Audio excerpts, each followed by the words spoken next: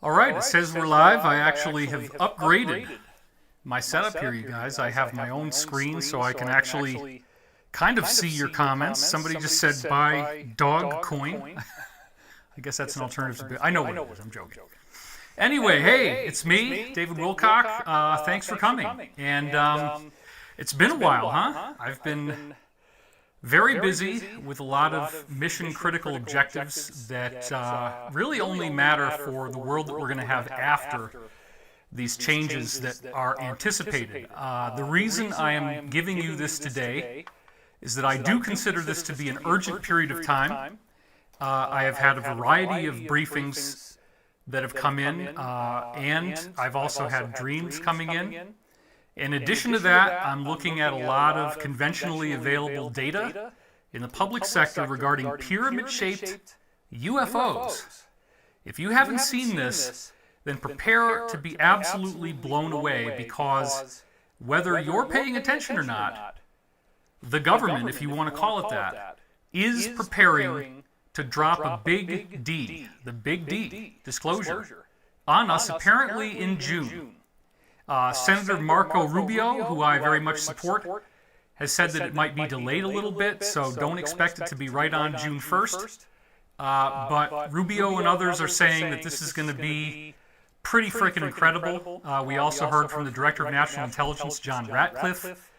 So what we're expecting again, in case you didn't quite catch the very beginning, is there is a formal acknowledgement, and I have almost 400 slides in this show. I'm going to try to keep it under 2 hours. And a formal acknowledgement that sometime in June that apparently it's going to include the idea that UFOs do exist, that they have crashed here, that they did retrieve wreckage. They've actually talked about a memory metal that they even gave the name nitinol to, saying that you can crumple it up and it can unfold. This has already been disclosed. So when we look at what's already been disclosed, we have to consider that this is a very interesting situation, because you can just take the pieces, the components that are already present, and have a pretty good idea of where this might actually end up going. The reason I'm so excited about this, going to the slide for a moment here, is that I consider that we're still in the middle of this global, very acrimonious divorce. In fact, one of our very top insiders, who I've only been able to actually speak to for real, let's go back to the camera here, said that we're 7 moves away from checkmate, and both sides know it. Now, the next slide, I'm not going to actually read it to you. I just want you to read it and consider the possibility that a lot of people are saying that whether it's aliens from Mars, riots, earthquakes, kidnaps, shootings, or a flat tire, that there might actually only be one thing. So, well, if we have an echo, there's really not a whole lot I can do about it. Yeah. So I'm sorry about the echo, everybody, but, you know, whatever the heck it is going on, let me see if I can hear it. Audio test 1 2, test 1 2.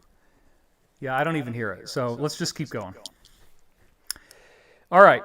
So yeah, don't move anything. Let me do it for a second. Don't move the mouse, please, because I am blowing out the trim a little bit here. So you know, it's back to the slide. Back to the camera.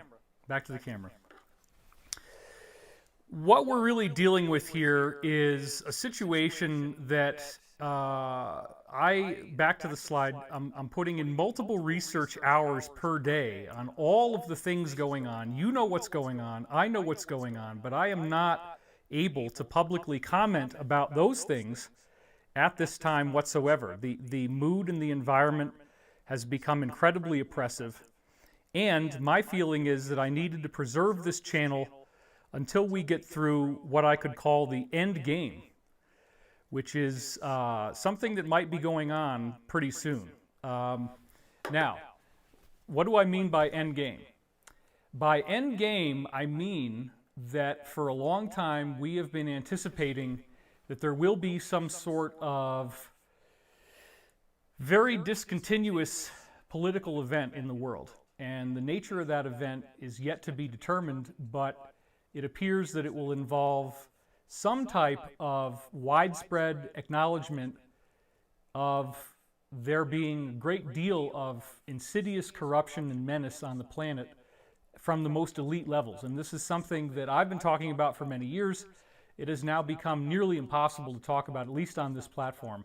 But I still have the tool of live streaming. I want to be clear that the tool of live streaming is incredibly important because we have the knowledge of the meditation effect, where as little as 7,000 people get together and meditate on what's called pure consciousness, and they are able to reduce global acts of terrorism, war, crimes, fatalities, domestic violence by 72%, meaning that nearly 3 out of all 4 people who would have picked up a gun, who would have committed an act of violence, who would have participated in a riot, let's say, chose not to do so. How did a group of 7,000 people effectuate such a discontinuous change in a much larger subset of population? We've ruled out all of the variables of weekends, weather, holidays, anything that could be a conventional explanation for why this particular effect took place. And yet it does, and it's been documented 39 different times in scientific studies just from the Transcendental Meditation Group, which is the group that initially conducted these studies. It's also been replicated by colleagues of mine, including Art Bell, Greg Braden, and of course, the author of The Field, Lynn McTaggart. All of these folks and others have done intention experiments in which they have gotten measurable effects, not only just on the level of peace, but in fact the actual electromagnetic activity of our planet changes. So this is a very interesting and very far-reaching discussion in terms of why would prayer or meditation cause this type of an effect to occur? How could this even be happening? And the only feasible explanation that I think is suitable is the idea that we are all sharing a mind somehow. There's something in science called the multiples effect, in which you'll have several different people invent the same invention at the same time. There's over 100 examples of this documented. Very bizarre stuff where multiple people, not just Fife Symington's the governor of Arizona. I'm getting my things crossed. There's another Symington who invented the typewriter. And he wasn't the only one. Several people invented the typewriter basically simultaneously. Same thing with the steamboat logarithms, the oxygen molecule, the benzene molecule. There's a variety of these examples where it just the telescope, it just kind of all happens at the same time. Different people doing it basically the same way, filing for patents, and then the question becomes, well, who actually got it? So I understand that it's not a conventional idea to think that your consciousness is shared, but it actually makes a lot of sense in terms of the scientific research that we now have, the data that we have been dealing with. My first book has over 1,000 academic references, source field investigations, and just to be clear, a PhD dissertation is typically between 120 to 150 references.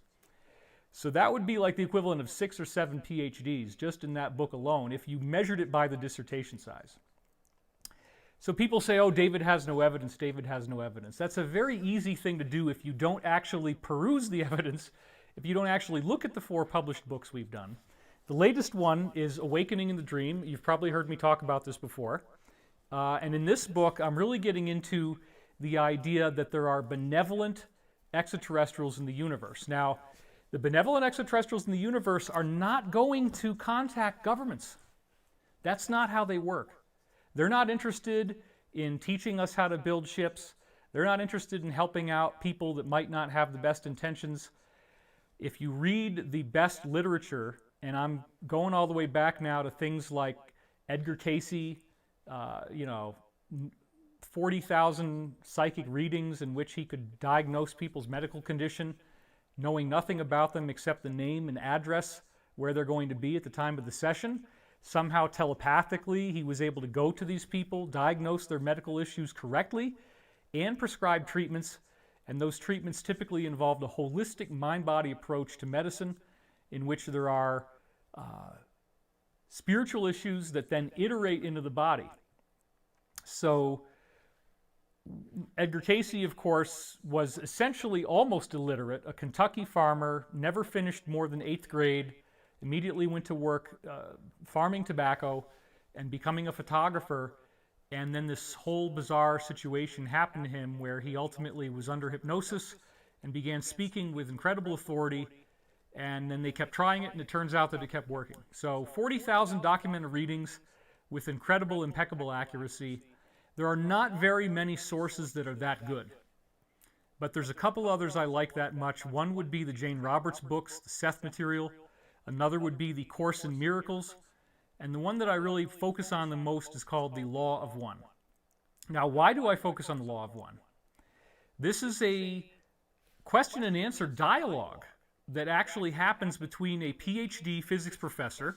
Let's go back to a PhD physics professor and an alleged extraterrestrial intelligence that claimed that it was working with the Egyptians and that they were responsible for the design and construction of the Great Pyramid.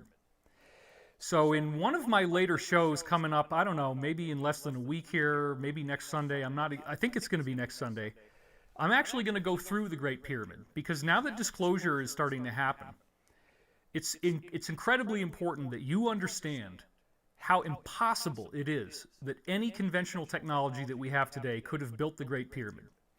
And what you really need to do is get into the dimensions of the Great Pyramid, the actual measurements of the Great Pyramid.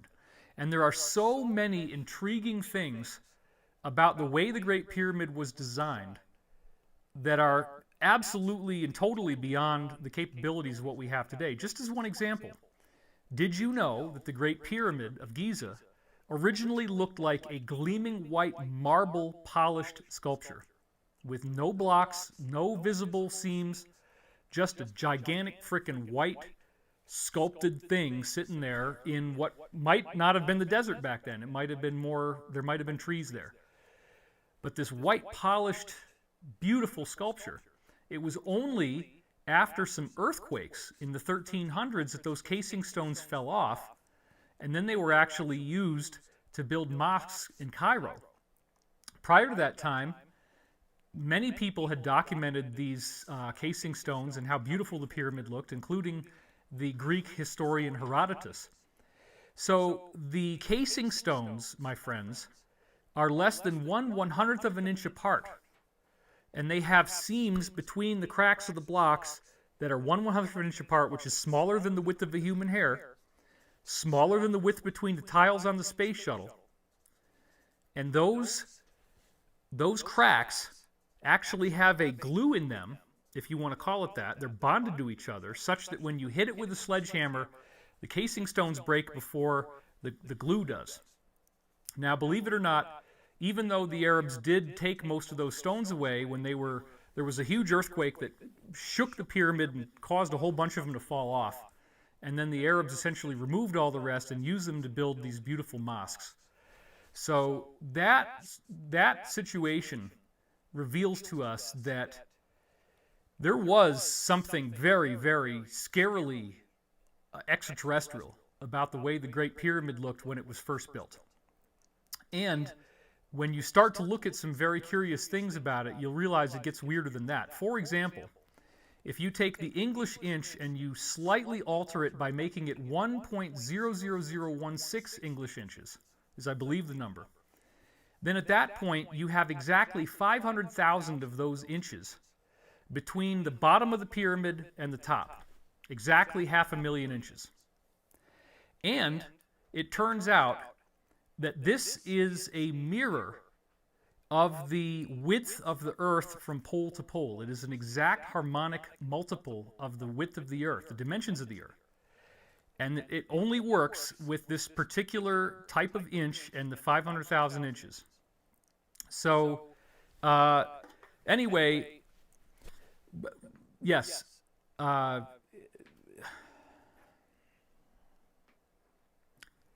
Well, there is an open mic, but it's muted, so we don't have any There's no other way to make that echo stop. It's not going to work.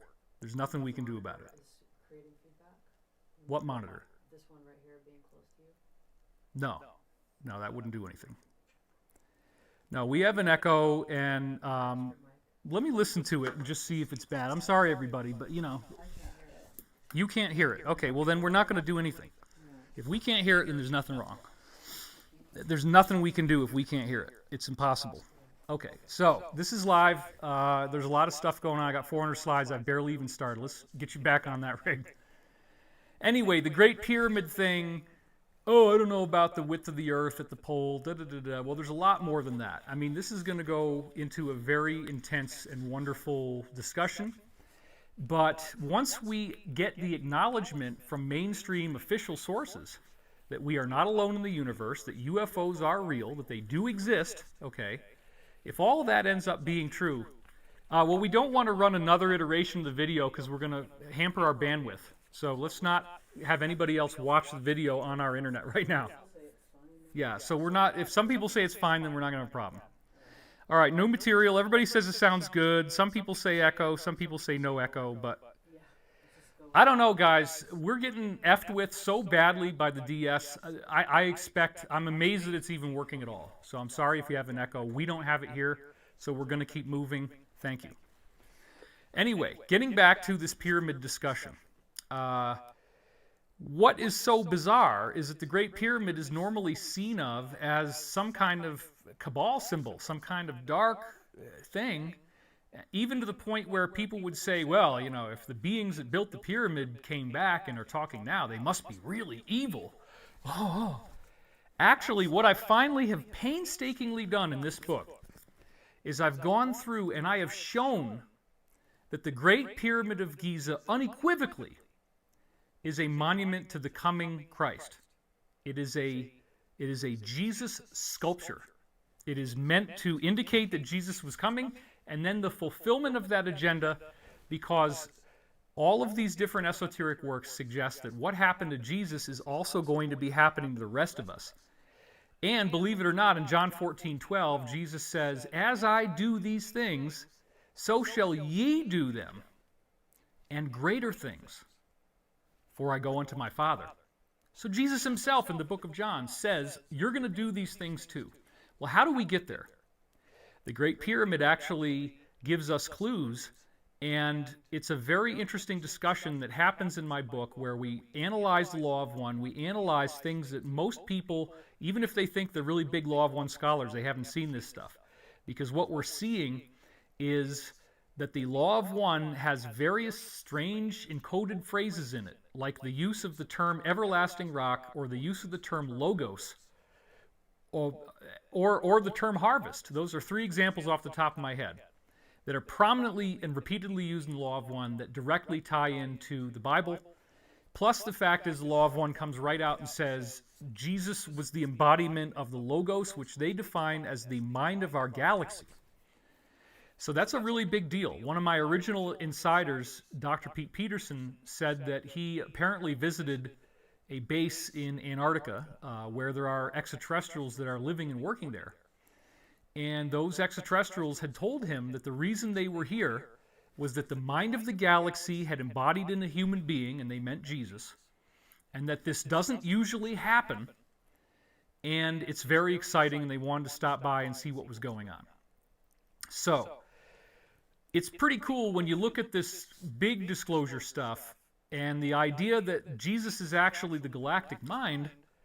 If the Bible says the Logos made man in its own image, then that would imply the Logos being the galaxy, that the making humans in its image could actually mean that wherever you go in the galaxy, you find human beings on those planets, or human-like beings, hominid 5-star pattern beings.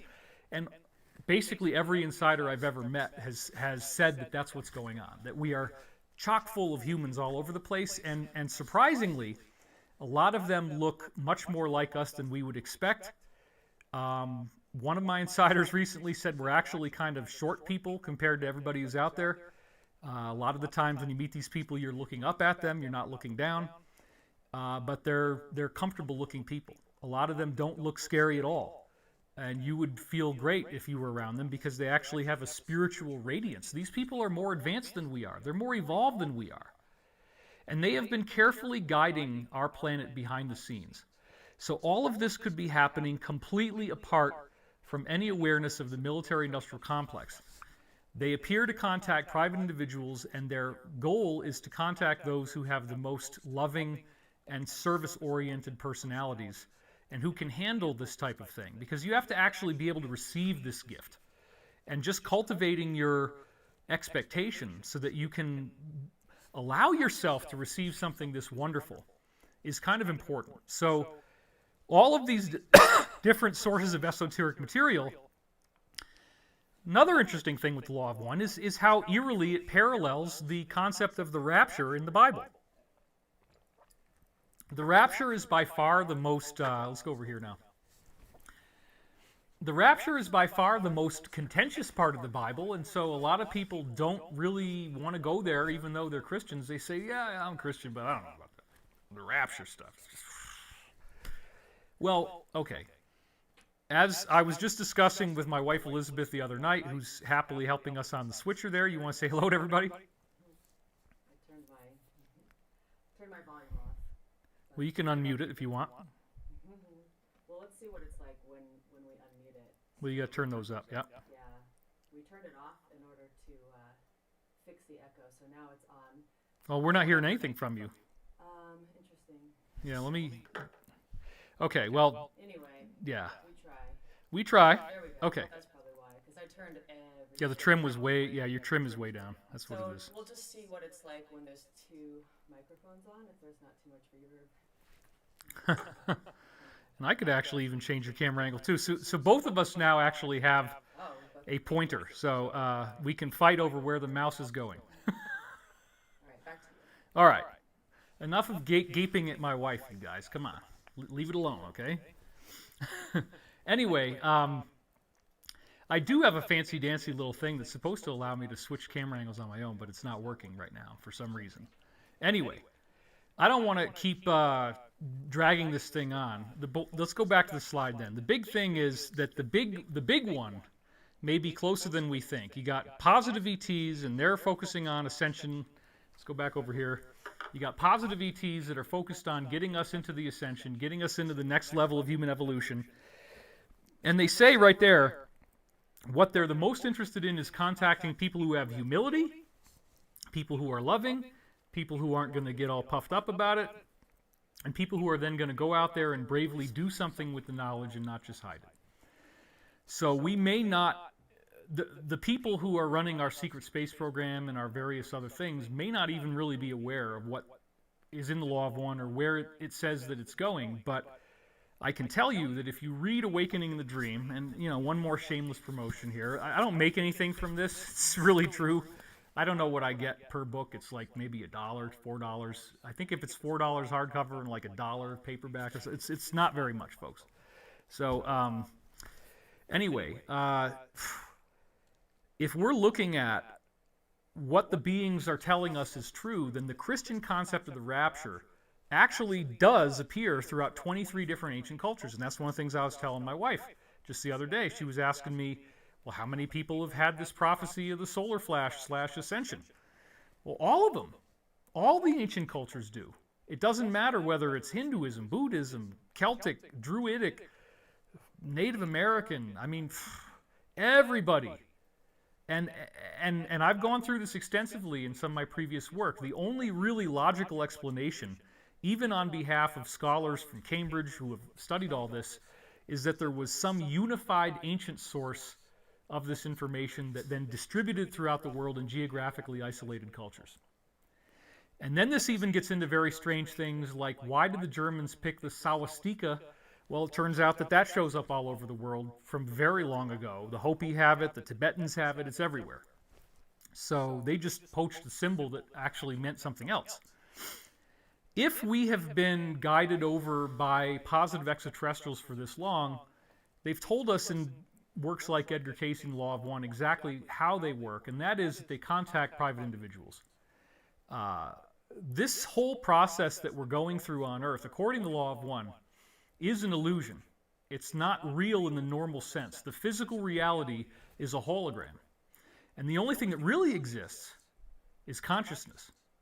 And then if you can grok that the only thing that really exists is consciousness, the next step is to say, and it's only got one identity. There's only one identity. And so that's your identity. As you're listening to me right now, you are participating in the original thought, as the law of one would say. But this is where it gets interesting, the clarification. There's distortions to the original thought. And so we cannot embody the full original thought in our human mind, or actually our bodies would disintegrate. So we only can take portions of the original thought, and we have what they call in the law of one a personality self, which is what we think would be our personality, our identity. But actually we are what they call a mind-body-spirit complex. We have actually 7 different bodies at each of these 7 densities they talk about. So the universe already happened. It already came and went because time doesn't exist. So all of our lives are simultaneous. And these higher beings that are talked about in my new book and in the Law of One and other sources, they only come in to try to squeeze down how much time it takes for you to go through the necessary things you need to learn. So if you look at it like an accordion, and there's folds on the accordion, if you push the accordion together, there could be less distance between each of these fins. So in that sense, you may actually reach full enlightenment millions and millions of years faster if your higher self can go backwards in time and give you the right things to squeeze the accordion down. That's going to be our new slogan, squeeze the accordion. Right? Welcome to Divine Cosmos, squeeze the accordion. Although it would probably be misinterpreted, and I think we'd get in a lot of trouble. Because they'd think I'm squeezing something else. You know, this is the kind of thing you can talk about with your wife. So she's like, let's not go there. I know. Come on, I got to have at least one inappropriate David joke, or it's not really there. Okay, so the main way that these benevolent ETs are going to talk is not to the government, it's not to the military, it's through your dreams. And the book that I just wrote really documents that we all have these guardian angels. They are working for everyone, and if you would like to think of it this way, it totally fits right down into the Christian groove. Okay, guardian angels, archangels, seraphim, cherubim, all those actually turn out to be real. And what I find incredibly invigorating is the fact that you can change your life. I grew up in a family where if my mother had made $800 less when I graduated from high school, if she'd made $16,000 instead of $16,800 that year in 1991, I would have qualified for the ghetto scholarship program called EOP, or Equal Opportunity Program, where they would have paid me to go to college. So I did not have abundance in the normal sense. And I was raised in a family where our perspective was, if you can do what you love and survive, that's much better than getting a regular job and what we would now say joining the matrix, right? So I was taught, like, it doesn't really matter if you have a great house, or it doesn't really matter even if you live in one room. I mean, in college, I lived in the dorms for 4 years. I was totally happy because I was a scholar.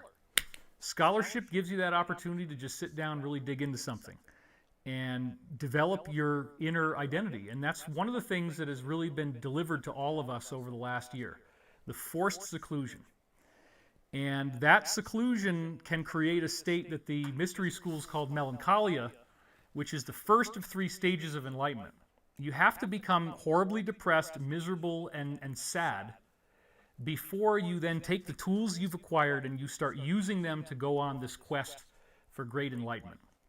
So, I don't think that anybody really knows where this is going or what's going to be happening, because there's the X factor of benevolent ETs, and they have been showing up, and I've documented this with the original Project Camelot witness back in 2007, Mr. X, as he was called. His whole perspective was that he had seen these documents, and the documents were from military defense contractors. And those documents indicated that there was a meeting with benevolent ETs that are called the Blues with Eisenhower. And unfortunately, Eisenhower rejected their offer. But the offer was, if we denuclearize and we get rid of all our nuclear weapons, they'll give us all this wonderful technology, free energy, anti-gravity, medical technology, all this kind of great stuff. But the only other thing they wanted besides denuclearization was they wanted to inform people that there's kind of like a unified perspective to all spirituality, that there's an underlying role. Now, Christians don't lose in that process. Christians win in that process, because if you read the Law of One, it actually turns out that it's a Christian work. The woman who was doing it, Carla Ruckert, had the Bible open up above her head to a particular passage that she really loved when she would sing it in choir. She had a incense stick burning, and they also had to always do these positive prayers for protection at the beginning of every session. In addition to that, the Law of One, as I've said before, described that Jesus was the mind of the galaxy. You can't get around that. It's not like there's another mind. And please, for God's sake, can we dispense with this ridiculous Gnostic concept that there is a demiurge that created the universe, and that therefore the whole universe is a fallen creation made by a fallen God, and that the real God is actually Lucifer behind the scenes. I do not believe that. The universe is intelligent. The universe is alive. It's not made by some frickin' half-god. It's real, and it's benevolent. And if these extraterrestrials acknowledge the divinity of Jesus, then in biblical terms, they're angels. Okay, so I think what we're actually going to find out is that extraterrestrial angels do exist, and that is a physical, tangible representation of what we saw in the Bible, and many other ancient works talk about these kinds of people. They might levitate, and then that gets described as wings, but it's really not wings, they're just levitating. And they have clearly supernatural abilities, including telepathy, telekinesis, all this kind of great stuff.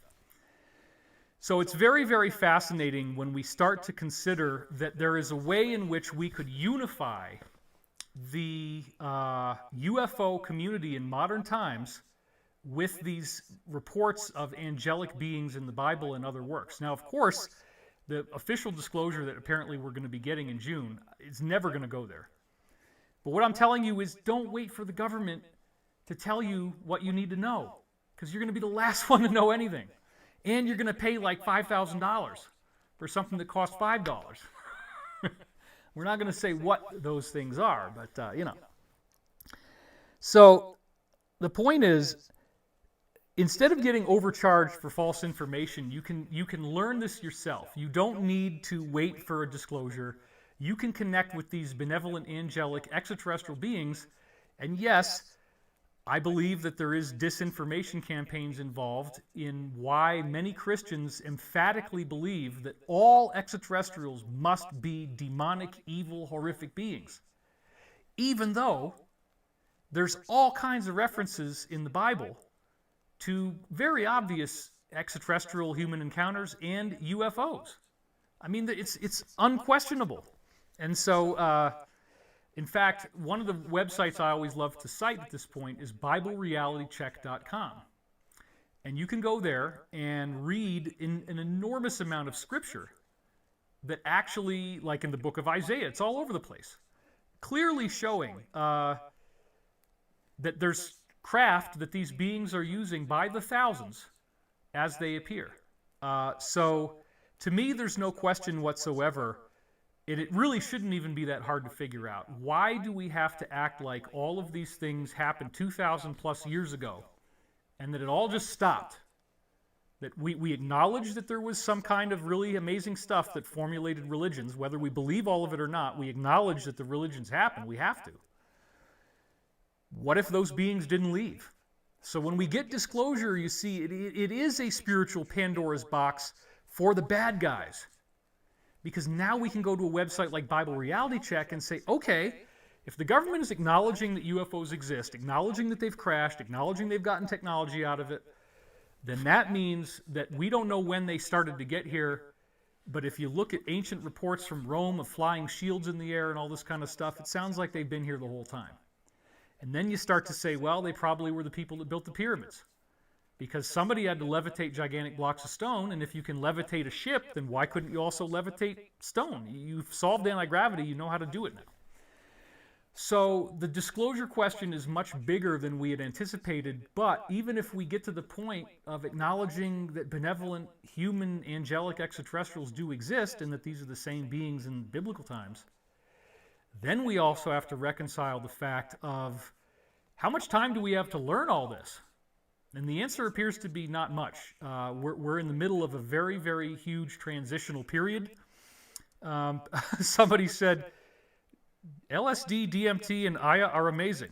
Okay, that's just the first random quote I read. Let's see, what are you guys saying here? Somebody are still saying echoing. Okay, anyway. I'm going to shut down. There's 2 bars open on this monitor of your show. I'm going to shut them down. Oh, definitely. And you got to mute all the speakers on the computer if they're not already done. I did all of Yeah, that, okay. so maybe that will help. All right. Anyway, I don't want to drag through this part, but the spiritual part I didn't have slides for. It's very important that I get there. Is it really that hard to understand? But is it really that hard to understand that the beings from the religions are still around and they just actually are part of the UFO phenomenon? What's also interesting is that many insiders have reported that there are very, very evil extraterrestrials as well. If I try to unify all the different reports together, it seems very clear that these, at least some of the negative ones, are reptilian in nature. And it's about as evil as you could possibly imagine. It's so diabolical, it's so scary that, like, it almost requires that there's a positive force in the universe to counterbalance this, and there is. There are good ETs too. They might not be as forthcoming with the military as they are in works like the Law of One about exactly what they're doing here and what they're going to be doing here later. But if you go back to the Mr. X disclosure from Project Camelot back in 2007, apparently Eisenhower turned down this treaty, but they said, look, after the year 2012, whether you like it or not, we're going to show up in massive numbers and there's nothing you can do about it in the sky.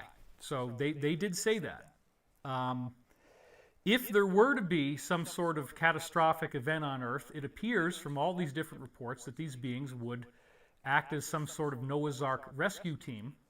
But then the other interesting thing is that if you actually participate in this ascension process that these sources talk about, sources from ET sources that seem to be vetted, if you actually go through it, you can stay with the Earth, and the catastrophe apparently wouldn't affect you.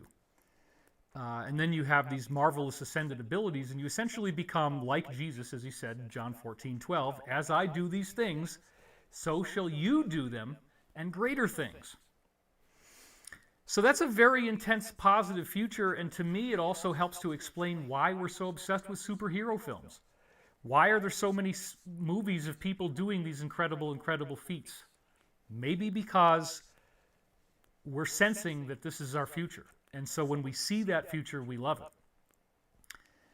What did the beings say is the most important thing about whether you're going to make this process or not? They said it has to do with basically only one thing, which is the difference between service to others behavior versus service to self behavior. Service to self is defined as the negative path in the Law of One, but it doesn't mean that you can't help yourself. Service to self is something you have to double click on and get the definition. And the definition is the manipulation and control of others for the benefit of the self. Whereas the service to others path is love, kindness, compassion, patience, forgiveness. So you can see that if these beings have an objective to teach us this is why all the religions kind of keep circling around to the same. I was going to say circling back, but that phrase is gone. I mean, you can't use it anymore. It's gone. I have to rewrite that. And I like to say, come on, man, too. But every time I do, I sound like our illustrious president-elect, or president-select. We don't really know what's going on there, but if you watch my previous videos, I think you get a pretty good idea.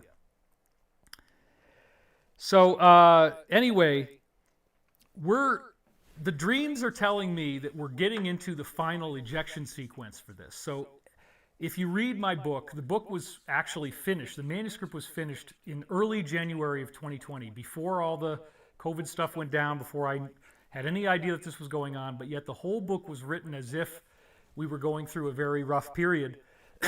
And it seems very prophetic in hindsight. I document these prophecies that I had through doing my own version of Edgar Cayce style readings.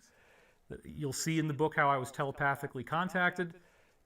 You'll see how incredibly these beings were able to predict the future. I mean, honestly, the amount of future prophecies that I got, especially in the early years, was so mind-expanding and mind-blowing. It's very difficult to even imagine. There is no other explanation. Let's just put it that way. There is no prosaic explanation, skeptical explanation. The most logical explanation is some part of my consciousness, regardless of what you want to argue about where it is or what it is, some part of my consciousness was able to accurately see the future. And we know this can happen with the studies of remote viewing, so it shouldn't be too surprising that this is possible, that it's possible to have a telepathic communication with higher intelligence. That's how all these original spiritual teachings got started in the first place. Most of them began with the still small voice, with the thing that you hear when you wake up in the morning and you're going through your dreams. I don't know what you're doing. Okay. Now I get to see her screen, so when things start moving around, I get incredibly, incredibly nervous, but you were just cleaning it up. Thank you.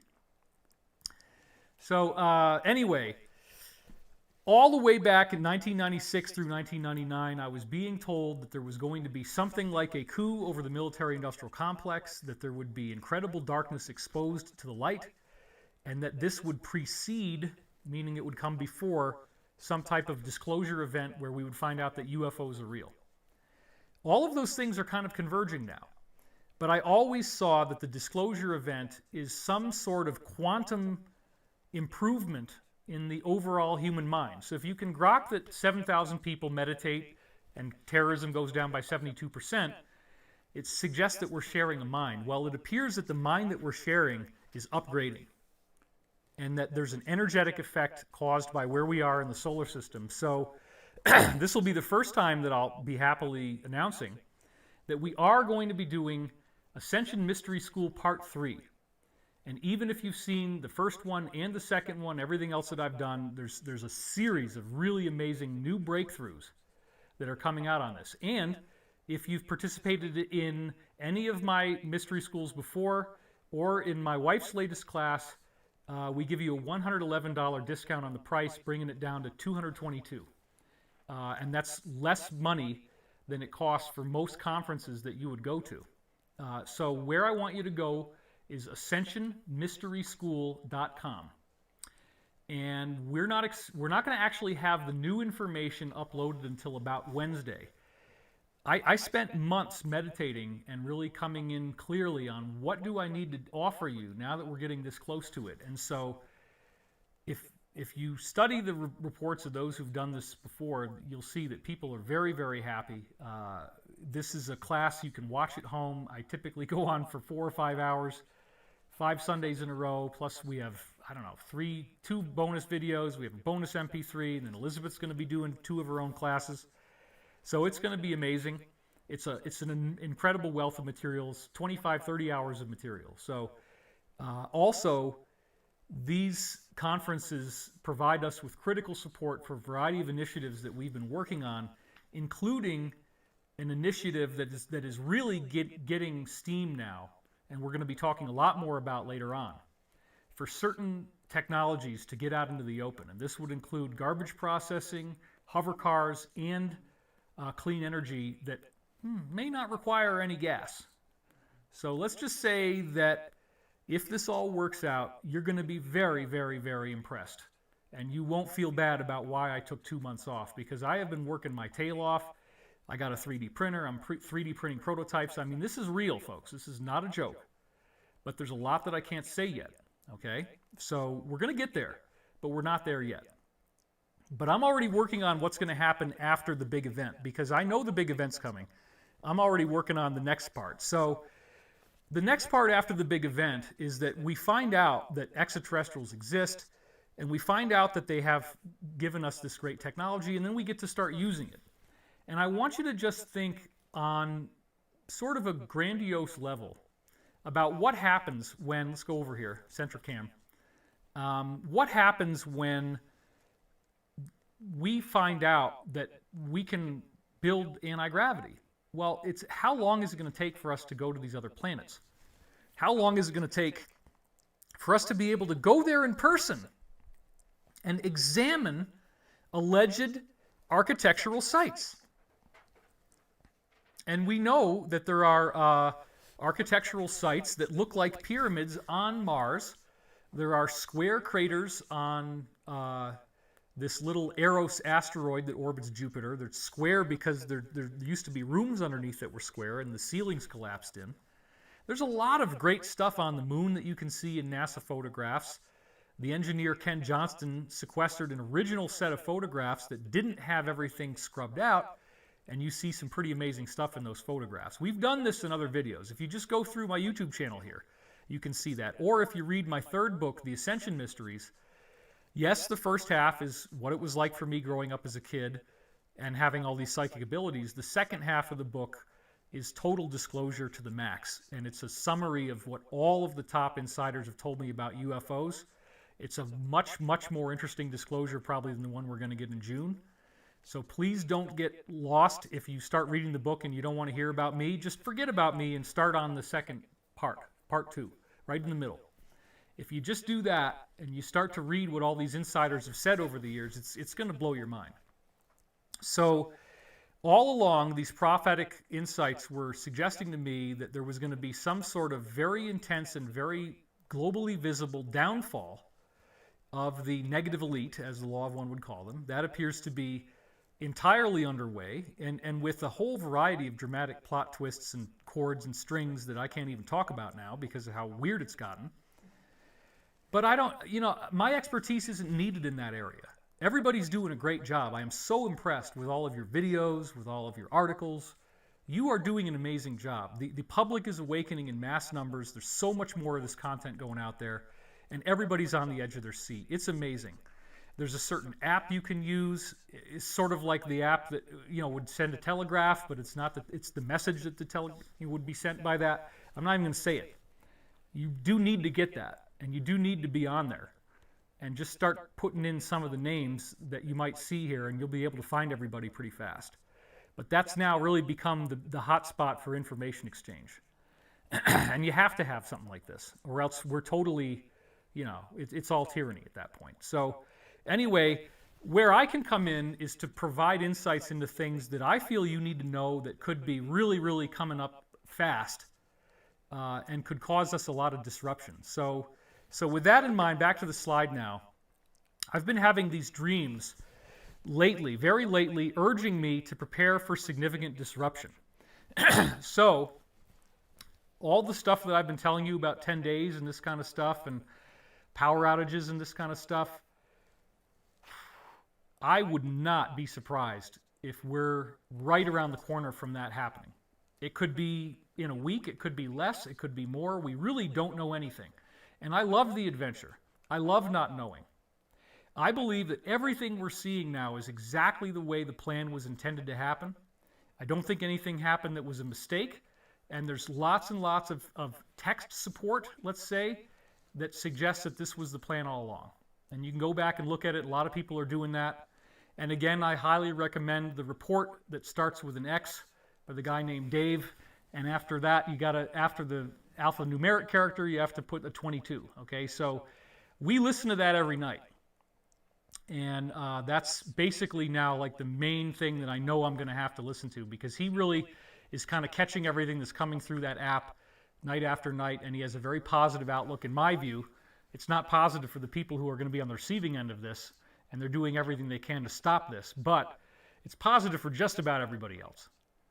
And the whole thing has gotten so outrageous and so ridiculous and so crazy that you have to be an intellectual troglodyte not to see what's happening and not to see where this is going and not to get the obvious fact that, yeah, there's probably going to be some kind of recall. Okay? That's all I'm going to say on that. But what I'm concerned about is the danger factor when an adversary with this much global power is backed up against the corner. They're going to try anything they possibly can to try to throw off our positive hovercar future. They're going to try anything they possibly can And we don't know to what extent of lethality that will involve. But it doesn't look good, folks. We are hearing that there are significant, massive events that are being thwarted left and right. But I'm particularly concerned about the fact that right now, back to the slide, the powers that were need a massive decoy. They need some kind of distraction because all the eyes are on them and all the eyes are on certain things that are happening this coming week and already started over the weekend. So let's go back now to Dr. Carol Rosin, who I met at the Disclosure Project. I was there in 2001 on May 6th. There was a closed executive summary briefing I attended, and I met her and all the other witnesses, almost all of them. Anyway, I got to talk to her personally about when she was a younger lady. As you see here, she worked with the founder of NASA, Dr. Wernher von Braun, who was a German scientist who came over here. And anyway, back to the camera. The whole point of what Dr. Carol Rosin is saying here is that von Braun had access to classified intel that he wasn't sharing with the public. Of course, we know that's going to happen. But he said that there was an agenda for total global control. And that agenda was being brought into focus, this kind of New World Order concept, the unified world government thing, that world wars were going to be used, but he also said the final card that they will pull, the final part of the plan, is a faked mock alien invasion. And he didn't say this until he was on his deathbed, which I believe was in the 1980s. He finally confessed it to her. So from the beginning in 2001 with the Disclosure Project, we have always been on the alert for the extraterrestrial fake invasion. Dr. Stephen Greer's been talking about this for years and years and years. It doesn't even really matter if it's made by people on Earth or if it's extraterrestrials. The point is that if this type of violence starts to happen, it could be very destructive and very negative for people on Earth. However, the good guys also have their own technology, and from what we're hearing, if this type of a fake thing was tried, it wouldn't last very long, and it would be put down. So, however, we must not act like really big and crazy and horrific things could happen on Earth that we get lied to about after they happen and we're told it's something else. Because, of course, that's never happened before, right? We've never had some big, horrible, crazy thing happen that everybody gets lied to about, and it screws up life on Earth and it causes all kinds of disruption. Oh, yeah, that's never happened. Look, guys, I am scared, and I don't say this lightly. So please, back to the slide. I do expect that I'm going to lose everything. I'm kind of amazed that I still have a platform, but it's only because I haven't been using it. So please go to, even if you don't want to do the class, that's fine, but just please go to D.Wilcock.com and put in your email address for us, because that way we will let you know whatever platform I move to when they do that, which might be after this video and the things you're about to hear. This might be the very end, folks, so, go sign up, because I don't know. I mean, the way they're doing it now, they try to take your website down, they take all your social media down. I think the website's pretty solid, but we really don't know. But if we have your email address, that list belongs to us, and they can't censor that, and so we will always be able to get you email. Now, if you have certain types of email, you're probably going to have it automatically route into your trash. So when you start getting emails from us, when you get the test email, please go into your filters and make an exception that says never filter messages like these. Okay, so that you know it's going to always go to your inbox. Because these things my letters are not going to make it into your inbox for most of the people. So you have to actually set a permission that says that it will always go to the inbox. And there's filters you can use to do that. Anyway, now what I want to do is I want to study the disclosure timeline. So back to the slide. Of just the things that have been happening very recently. We're not even talking about anything that's that old at this point. This is new stuff. So September 20th of last year, 2019, or 2020, geez, yeah, I just kind of didn't write any articles. Go back to the camera. I kind of just ignored 2020. Like, can we just edit it out? And honestly, they're doing something called backtracing now. So if I write any article on my website, they're going to backtrace to all the stuff I wrote before about a certain letter of the alphabet, and I'm done. So I really can't do anything, okay? So the website right now is essentially an archive, but I want you to understand why. Anyway, September 20th, 2020. Something happened that definitely appears to have been an engineered event for deliberate provocation. Because over New Jersey, people had the sighting of the flying black triangle that's often called the TR3B. So now going back to the slide, and thousands of people apparently saw this. This, as you can see, is originally dated September 16th. Thousands of eyewitnesses see a craft similar to TR3B. This is actually a photograph from some of those witness reports that people were seeing. So clearly you're seeing this black triangle and what appears to be some sort of light discharge or corona discharge as it's flying overhead. Now notice this is not cloaked. It's a daylight sighting. And this is from the article. The UFO, which was about 30 meters across, hovering over various parts of the city. People were seen on freeways, pulling cars over to the side of the road to watch the UFO in the distance. The object has a glowing light for a center, similar to the military TR-3B, and strangely enough, it is not a disc, but a triangle. The fact that the event took place is obvious from all of the videos currently being uploaded as we speak. And because the UFO was not detained by the Air Force, Mr. Waring believes this demonstrates the superiority of alien technology. Well, it's not alien. Okay. He said, why are there no military jets intercepting this UFO? Well, it's because it may be an actual U.S. military TR-3B or one of its evolutions. There are 9 huge, by the way, they're huge, 9 huge U.S. military bases in New Jersey. And yes, some of them are out in the middle of no F-where, so if something took off, you'd never see it.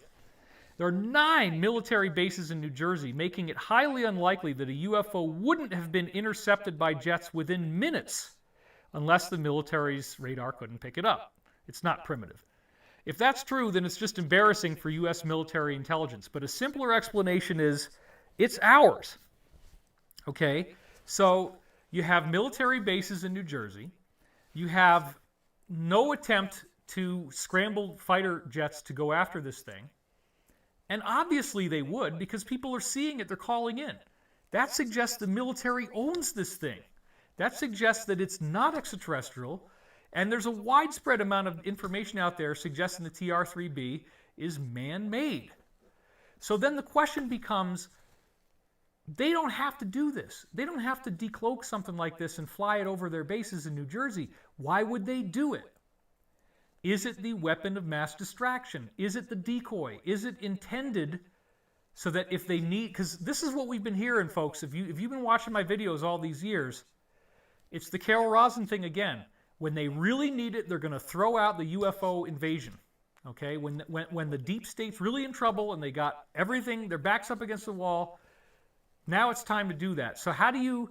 If you're just standing there in the middle of a dark room and you can't see anything and you don't hear anything, and all of a sudden a sword comes through your chest and you're dying.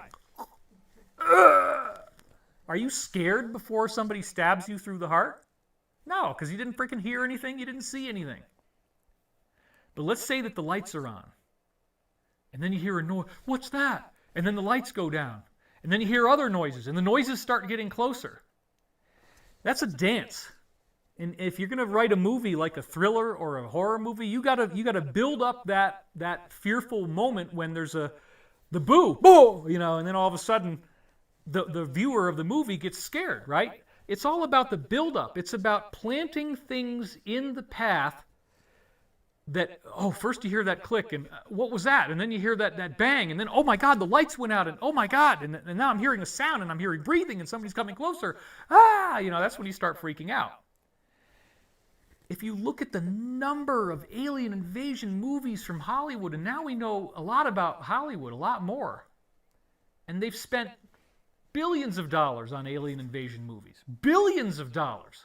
Why would they invest so much money? Is Dr. Carol Rosin right? And if you wanted to get people afraid, well, you got to make them think it's real first, and you got to start hanging out little things to get people more and more afraid, right? And this already had begun before with the Tom DeLonge stuff, that they actually came out with this UFO footage. And I think the reaction was surprisingly muted. People didn't really care. Like, yeah, we know UFOs are real. Whatever. I mean, nobody cares. And so now they got to up the ante. But another thing is, if you're going to start to create these distractions, the Carol Rosin approach and then all the other insiders, what we're expecting is that there's going to be a ramp up of this sort of extraterrestrial disinformation and extraterrestrial threat campaign as the negative elite are weakened and as they end up critically damaged and they need that final decoy. They need that Hail Mary pass. They're going to throw that ball all the way across the field and pray to God that there's somebody over there, or Lucifer, somebody over there who's going to catch it for them, right? They don't pray to God, okay, just by the way. I see we have 17,000 live views. Thank you. That's totally amazing. Thank you, everybody. And so the benevolent ETs had this all nailed down, folks. They contacted people like me and others. We're writing books about this stuff, and that's not going to happen to the military. They might only see UFOs as a threat. They might not even understand what the benevolent beings are really doing, because some of these beings don't even want to talk to anybody from the government at all. It's like walking into, telepathically, it's like walking into a sewer and the stench of people's thoughts. So that's why they like to work with children. Some of my insiders started out when they were children. So think about it this way. We're not alone. The government is telling you we're not alone. Why would they do that unless they have to? Unless they think they have to. Because they don't gain anything by suggesting that there's a higher authority out there than our own terrestrial governments. Why would the people want to give their fear to a negative ruling elite if there are benevolent beings out there that are Christ-like, that have the whole thing under control and want to talk to us and want to elevate our society to a higher level? If we're in that society with anti-gravity, with free energy, with medical technology, now we're traveling to other planets. Now everybody gets to live like a millionaire. Everybody gets to travel. Everybody gets to have fun. And there's so many ways in which society opens up and transforms. And I think eventually it's going to become like Star Trek, where, they don't have a money system. You just print what you want. You print the objects that you want, and you print the food that you need. And people work because they're inspired, not because they need money. Nobody needs money on the Starship Enterprise, right? You just go to 10 forward to have a drink, or you use a little materializer to have your meal in your room. So think about it. What really becomes the motivation for our society is exploration and discovery, not scarcity and survival. So if there's people who profit off of scarcity and survival, if there's people who enjoy keeping the planet down, they don't want disclosure. They don't want you to know about benevolent, angelic, Christ-like beings that are actually going to save our butt. They're going to want you to think it's all evil and negative and scary, and they might even try to actually make it appear that we're being invaded. So that's a very, very significant concern. And all of this stuff with September 20th, remember, back to the slide now, this all happened before the election. And the election, of course, is something that I can't even talk about because it was so contentious. But suffice it to say that, these things are being set up if they're needed. The next thing, and you've heard me say this before, back to the slide again, the head of the Israeli secret space program reveals that extraterrestrials are already here. This was on December 20th, 2020. And so I showed you this before, but it is very important in context, so I'm reviewing it again. They have a galactic federation, and it's real, but they're hiding until we're ready. Even TMZ had this to say. And then this article we're going to read from Middle East Eye, aliens exist and Trump knows it, says the former head of Israeli space program. And then here's another thing where the former president, or current president, depending on how you're looking at it, was on the verge of confirming. We won't go any further on that line of inquiry. Anyway, so Middle East Eye, here we go. That's the article I just showed you. The former head of Israel's space program has claimed that the U.S. and Israeli governments are in touch with extraterrestrials. They don't like the term aliens because they're human. They're not aliens. So that's kind of like racism, folks. And we're already hearing a lot about racism, so let's please stop using that word and just call them extraterrestrials. And that a galactic federation is already in existence.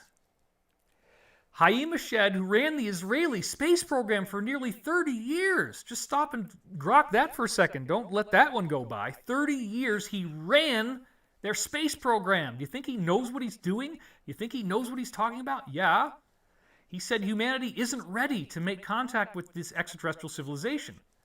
And he claims that these ETs actually had to intervene to prevent U.S. President DT from blurting out their secrets.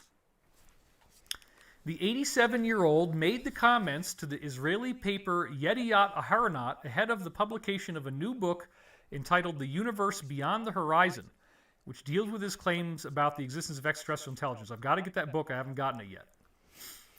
The ETs have asked not to announce that they are here because we are not ready yet, he told the publication. They have been waiting for humanity to evolve and reach a stage where we will generally understand what space and spaceships are. That's the one thing, going back to the camera now, the one thing that really bothers me about this particular quote, because it's so much more than just space and spaceships. But please understand, I do not disrespect Haim Eshed in the least. I think he was probably misquoted. And if you hear other parts of the interview, he's going to say there's a lot more to it than just whether we understand what spaceships are. Everybody understands what spaceships are. So the real characteristic about whether they're going to appear or not from all the esoteric materials that appear to be telepathically derived from them, where they predict the future, they're diagnosing people's medical ailments, all this kind of stuff, provable benchmarks that this is an authentic contact in place, those contacts clearly say that we're not going to be contacted until we have spiritually matured, where we're not going to play my race is better than your race, my God is better than your God, my gender is better than your gender, my age is better than your age, my government is better than your government. And what's happening on Earth now is really just exposing the silliness of all this and the fact that it has a central architecture. That it is the principle of divide and conquer. It is the principle of get people fighting with each other so that they don't look at the real problem. All that is something that we're growing up through right now. This whole experience for us is a global karmic alleviation. And so in the new Ascension Mystery School, the 3.0 that's going to be coming out, you're going to be able to read about it on ascensionmysteryschool.com. As of Wednesday, hopefully Wednesday night or earlier, we'll have it up there. Don't expect it earlier than Wednesday, though. But it's going to look beautiful. I really feel that I'm able to now drop some very high-octane stuff on you in this class, and there's no way I'm going to say it publicly. There's a lot of stuff here that needs to have the initiation of being part of something that you had to pay for, because if I do it publicly, it's just not possible. And also, I get to say whatever I want on this thing. So I want you to keep that very much in mind, and I want you to think about all the things that might be in the class that I'm never going to put in the write-up, because then we wouldn't be able to do ads. But that's besides the point. That's my platform at that point. Nobody can control it. We have a private way of doing it that's not beholden to any platform, so I'll be able to say whatever the heck I want. Anyway, so we'll forgive the mistranslation. Back to the slide. There is an agreement between the U.S. government and the extraterrestrials. They signed a contract with us to do experiments here. Well, that isn't in the least bit disturbing at all. Experiments? They signed a contract? Oh, but we're not ready to know that we're being experimented on yet. We're not ready? Okay, so this is part of the confusion. There are at least two major types of ETs. There's bad guys and good guys. The bad guys are experimenting on us. The good guys want to make sure that we ascend and that we learn to be more loving. And they've been teaching us the same thing in religions, and we're really stupid and we never understand it. Okay, so they keep repeating that message, and they're doing it in modern times. And now we don't create religions; it just turns into some book that's on the internet. Okay, but they're still doing this, and there's still definite examples of this. So let's go on with the slide now. He explained that these extraterrestrials actually have at least one base on Mars, and remember, 30 years as the head of Israeli's space program, and here he's telling you they have a base on Mars. He said that T was on the verge of revealing the extraterrestrials' existence. Why do they say this word alien, alien, alien? But that's because they want you to be afraid of them, right? And they say they're experimenting on us. Well, that's not true. Not the good guys. T was on the verge of revealing the ET's existence, but the ETs and the Galactic Federation are saying, wait and let the people calm down first. So, when you sign up for Ascension Mystery School, if you take this class with me, if you've done any others, you can get it, as I said, 222, a lot less than almost any other UFO conference in existence, half as much as most of them, honestly. And we're doing that to keep it cost effective. We could ask for any amount we want. We keep it as cheap as we can. So anyway, I'm going to go through those 1950s ET channelings, and I'm really going to dive into what they say about this solar flash and the change in the solar system, and that's going to blow your frickin' mind. And there's a section in there from a speech from Wilbert Smith in the 1950s where he's talking about his contact with these extraterrestrials and the other people that had contacted them and the interviews that he conducted with those people. And he said back then that the ETs told them in the 1950s that they could not interfere with our civilization until certain cycles played out on the world stage that were absolutely critical for human evolution. And I believe those cycles began last year, and we're seeing them right now. This is the Great Awakening. It is a massive, massive change in how everybody sees their own lives and life on Earth. And if we get disclosure, it's going to get a lot bigger, a lot faster. So, the next step, going back to the slide of our disclosure timeline, is February 15th, 2021. So this is just a couple months ago. And this one kind of slipped by, but it did happen. The Pentagon admitted testing the crash debris from UFOs. So here it is. I think this is an NBC type of site, News 18. Pentagon just admitted to testing UFO wreckage. But what did they discover? And as it says at the bottom, Pentagon, the USA Defense Department's headquarters, has admitted to testing wreckage they gathered from UFO crashers. Researcher and author Anthony Bragalia has said Bragalia had written to the U.S. Defense Intelligence Agency, DIA, as part of a Freedom of Information Act request over 3 years ago. Here's another link to an article calling it a stunning admission. Pentagon admitted to holding and testing wreckage from UFO crashes. And here's another one. And this is actually the one we're going to read from. By the way, Anthony Bragalia's website is called ufoexplorations.com. It's awesome.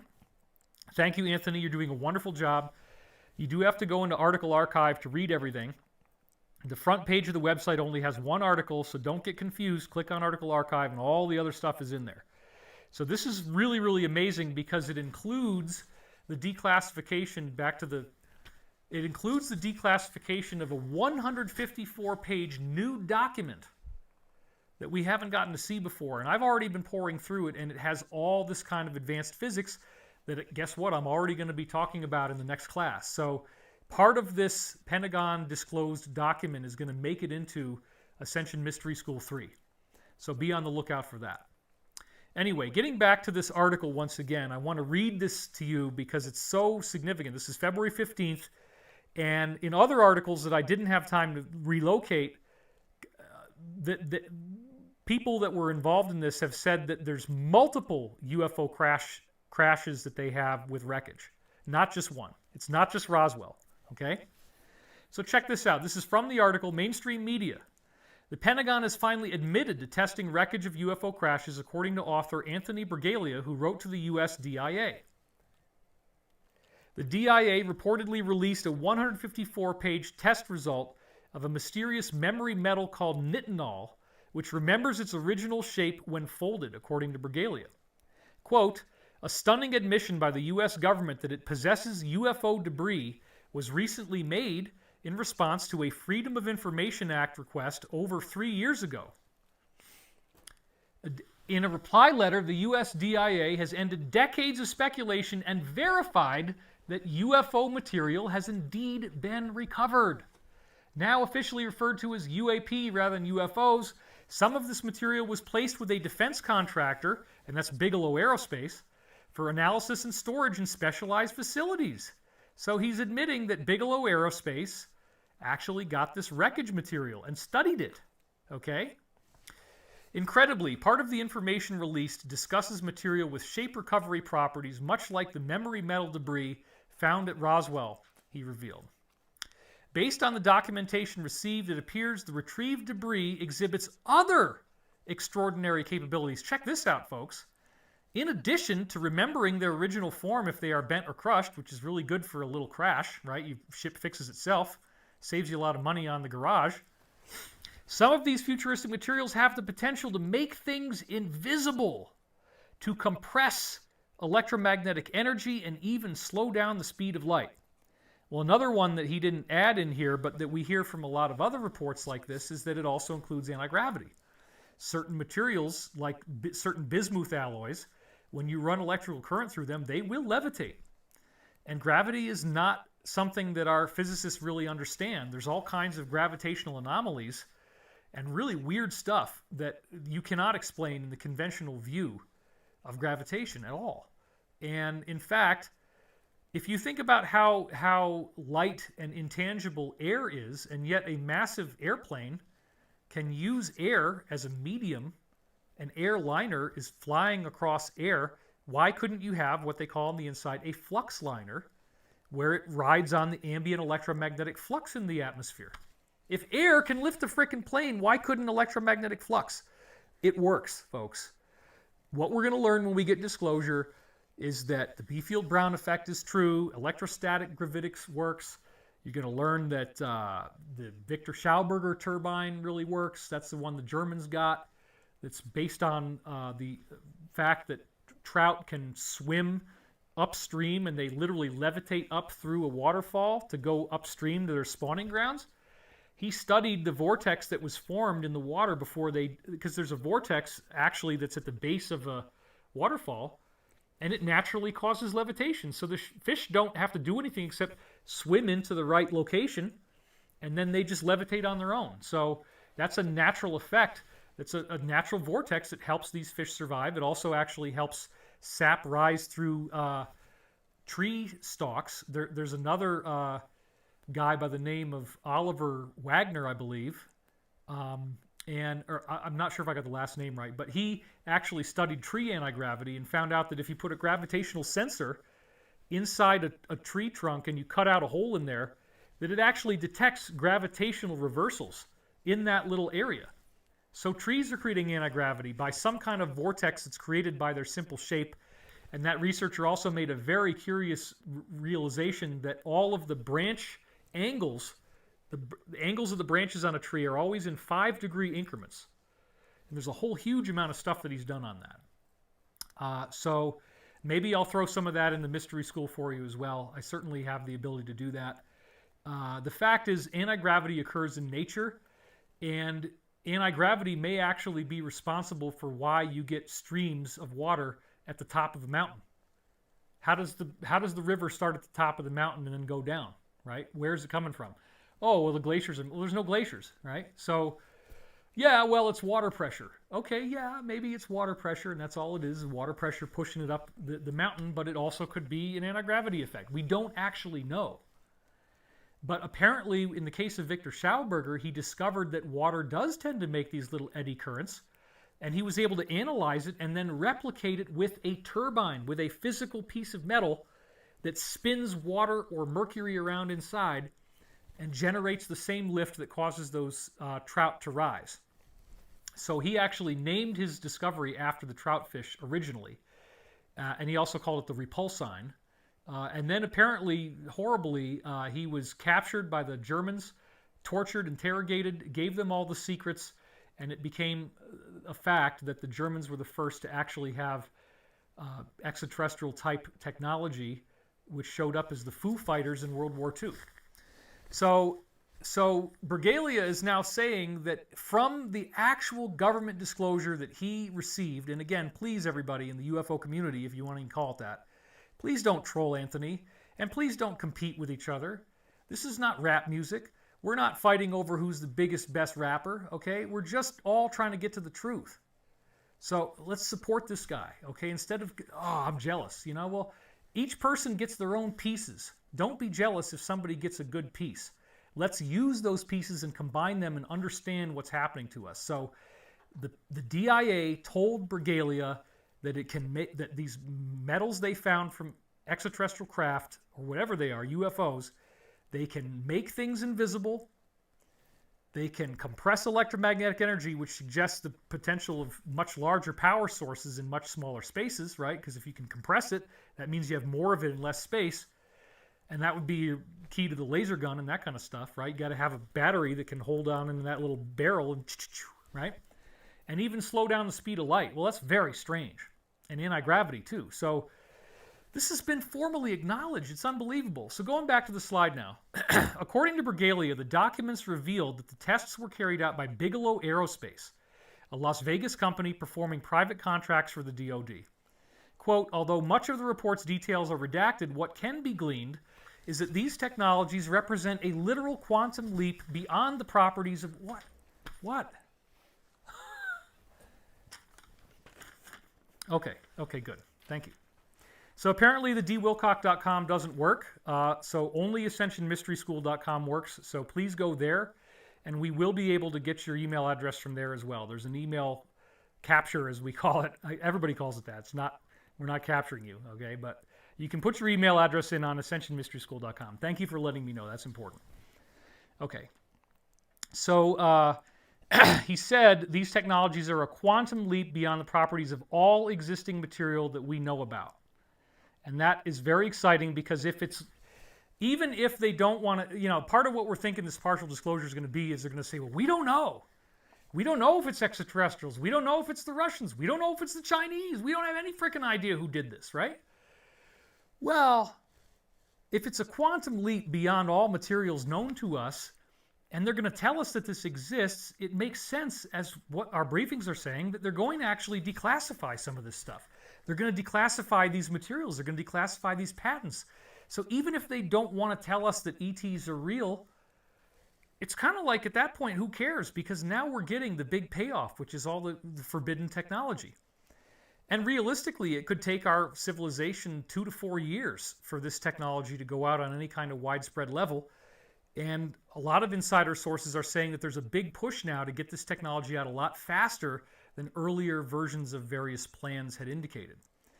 So I'm very, very excited about the future, and being with the fact that I'm actually working on it on the other side and lining this stuff up for you. Let's just say that I'm very, very excited because I'm seeing it come true, okay? All right, so next slide. Throughout the received FOIA documents, mention is made of potential use of some of these materials for advanced aerospace platforms. Well, there you go. That means that they've already built things that use this technology. Reference is made to desired material characteristics such as being extremely lightweight and tough, like the characteristics of the debris found at the Roswell crash. And then it says, in December last year, former President DT signed the $2.3 trillion C relief bill, in which he also set into motion a 180-day countdown for the authorities to reveal all they know about UFOs.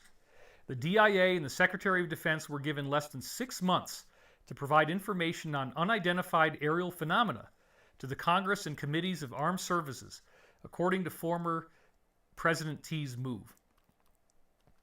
Almost on cue, America's spy agency, blankety blank, blank, blank, not going to say that, allowed all UFO information to be downloaded ahead of the deadline last month.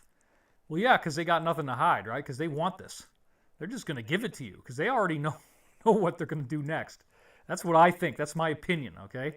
I can't prove it yet, but that's my opinion. The blankety blank allowed documents to be accessed by download from the Black Vault website. That's Greenwald, John Greenwald. He's doing a great job. And we love him. So the data involved every instance of UAPs that have been mapped by the U.S. government. So again, if the blankety blank just blatantly hands you something, it's probably not going to be the most fun or the most enjoyable or the best idea based on everything else that's surrounding this. Now the tension is going to ratchet up even more, folks, because we're getting to the announcement of March 23rd or thereabouts from the Director of National Intelligence, Ratcliffe. So here's an article from the Amazon Post. Did I just say that out loud? Uh-oh. Thanks to Trump-era COVID relief bill, a UFO report may soon be public, and it'll be big, ex-official says. So that's pretty exciting. Former DNI John Ratcliffe says the government has proof of UFOs doing things that we don't have the technology for. There's another headline. And here's another headline. There were so many of them. Ex-intelligence director says the U.S. has classified evidence of supersonic UFOs. Now, as I said before, our insiders are saying this is going to be far less than a full disclosure. We can mainly expect that there's going to be more of the same type of Tom DeLonge footage. And in fact, we're already seeing some of it now. However, as we just saw from Anthony Bergalia and UFOexplorations.com, UFO crash technology has already been acknowledged by the DIA. It's already been official. And, we're hearing from insiders that there are many compromises being made. In other words, let me go back here. Apparently, some of these insider agencies and groups and programs are being pushed very hard to release things that they don't want to release. And there is apparently an incredibly furious battle going on behind the scenes right now about how much is going to be released in this report and when. Senator Marco Rubio is a supporter of the work that we're doing, and he is involved in this. So we love Senator Rubio, and we support him. So let's hope that we're going to get as much of the good stuff as possible, but there is a very ferocious and very, very nasty fight going on the inside right now about what exactly this is going to be. It is sort of like in the Bible when they wanted to take certain books out when they made the New Testament. Well, will it be less obvious if we remove the book of Thomas and the book of Mary, and another Gnostic Gospels, right? So, those Gnostic Gospels actually have some interesting things in them, suggesting that God the Father, God the Son, and God the Holy Spirit are actually realms of existence in which there are, in some cases, probably not God the Father, but multiplicities of beings. And so the whole Arian heresy that Constantine, the Emperor of Rome, when he put together the New Testament 325 AD, there was a certain contingent led by a man named Arius and 4 of his supporters where he had found scriptural proof that angels were actual beings, and he had all the evidence. And so, believe it or not, Constantine deleted all those things out of the Bible because he didn't want people to think that there was any actual beings that would come and help you. So you have to go back to the church for your support and strength, and give the church your tithe money. Yes, that's why we ended up having to have separation of church and state, right? Because the church was the government, and you had to pay the church. And they didn't want you thinking that there's other beings out there that might come to your rescue. So when Arius pointed it out, Constantine called it a heresy.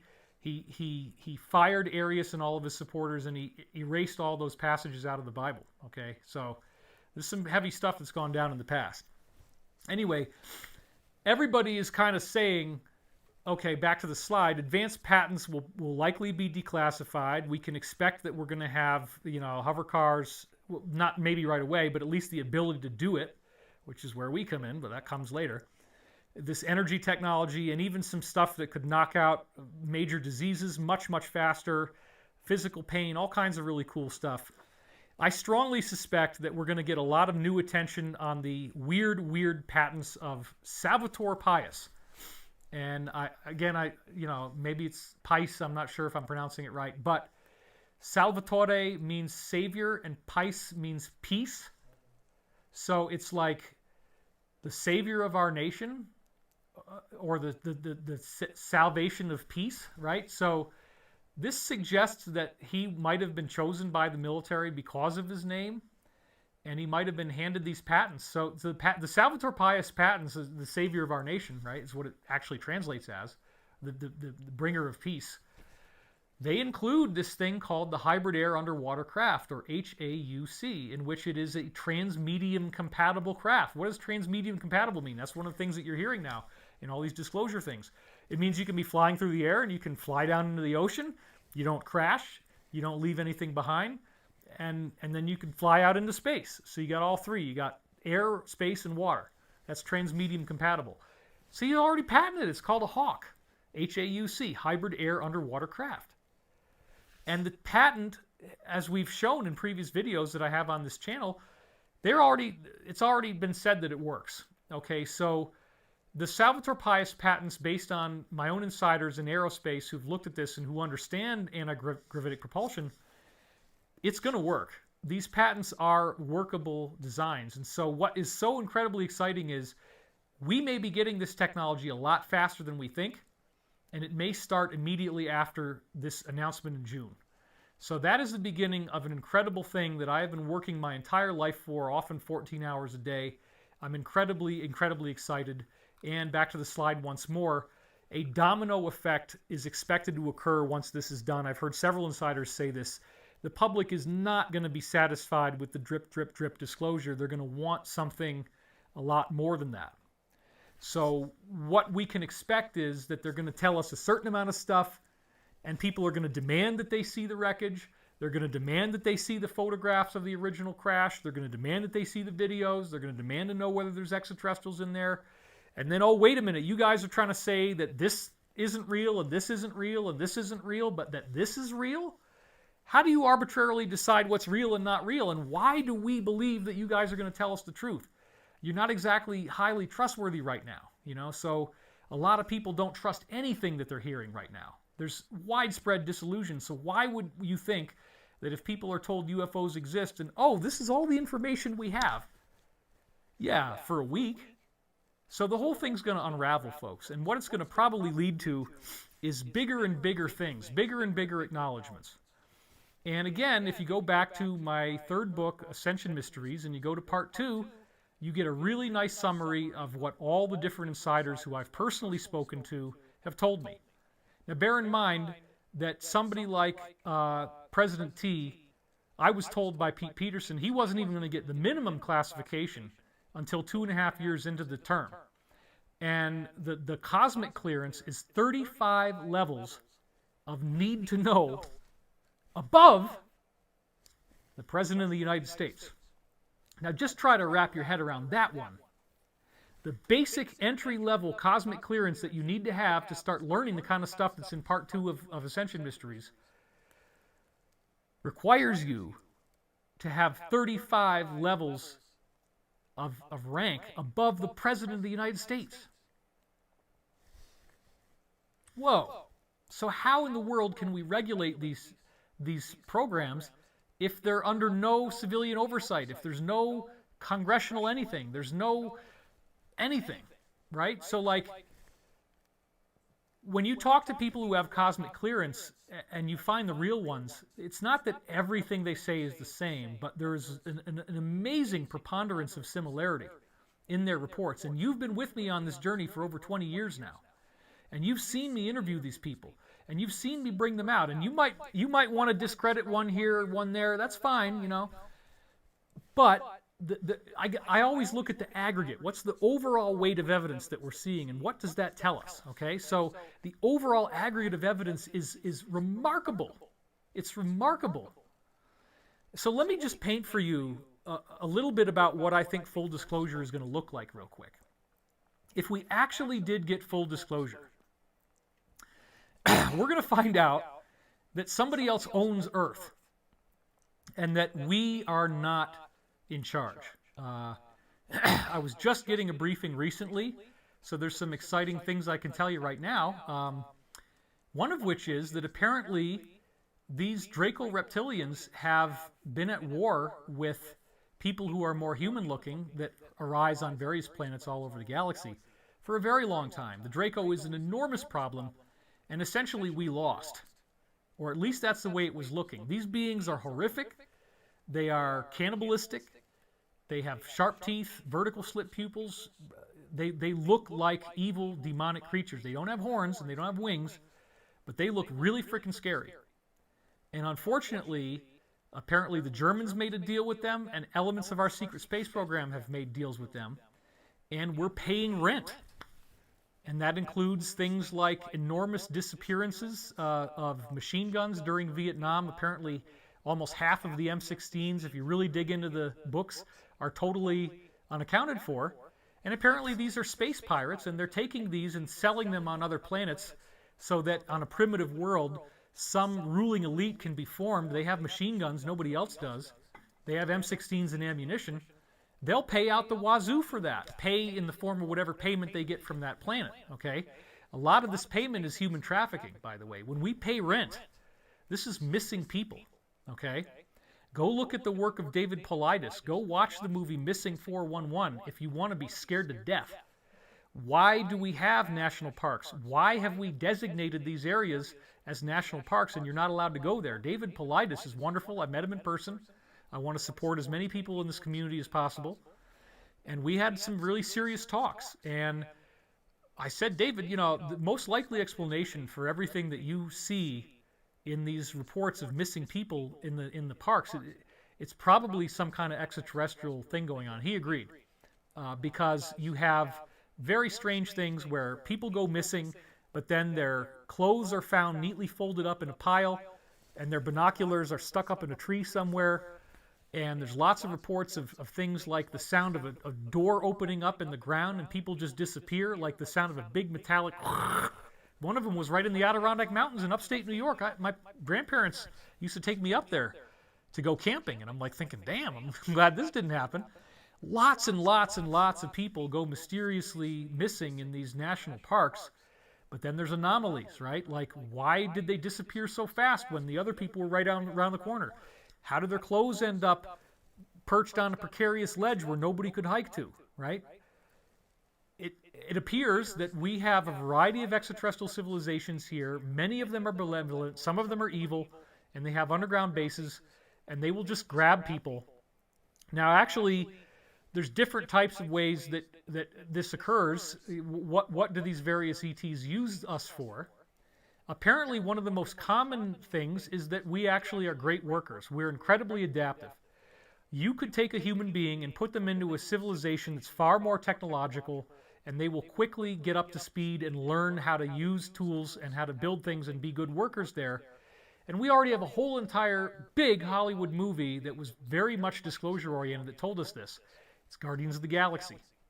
What happens at the beginning of Guardians of the Galaxy, you remember? The little kid, he's talking to his mother. His mother's dying on the deathbed with cancer, and she gives him the cassette tape of music. And then he goes outside crying about her imminent loss. And here's this spaceship, and he gets abducted, and he gets brought into their world, and now he has a smart suit, and he has weapons and all kinds of cool stuff, and he eventually comes back to the Earth. Okay, so that's disclosure.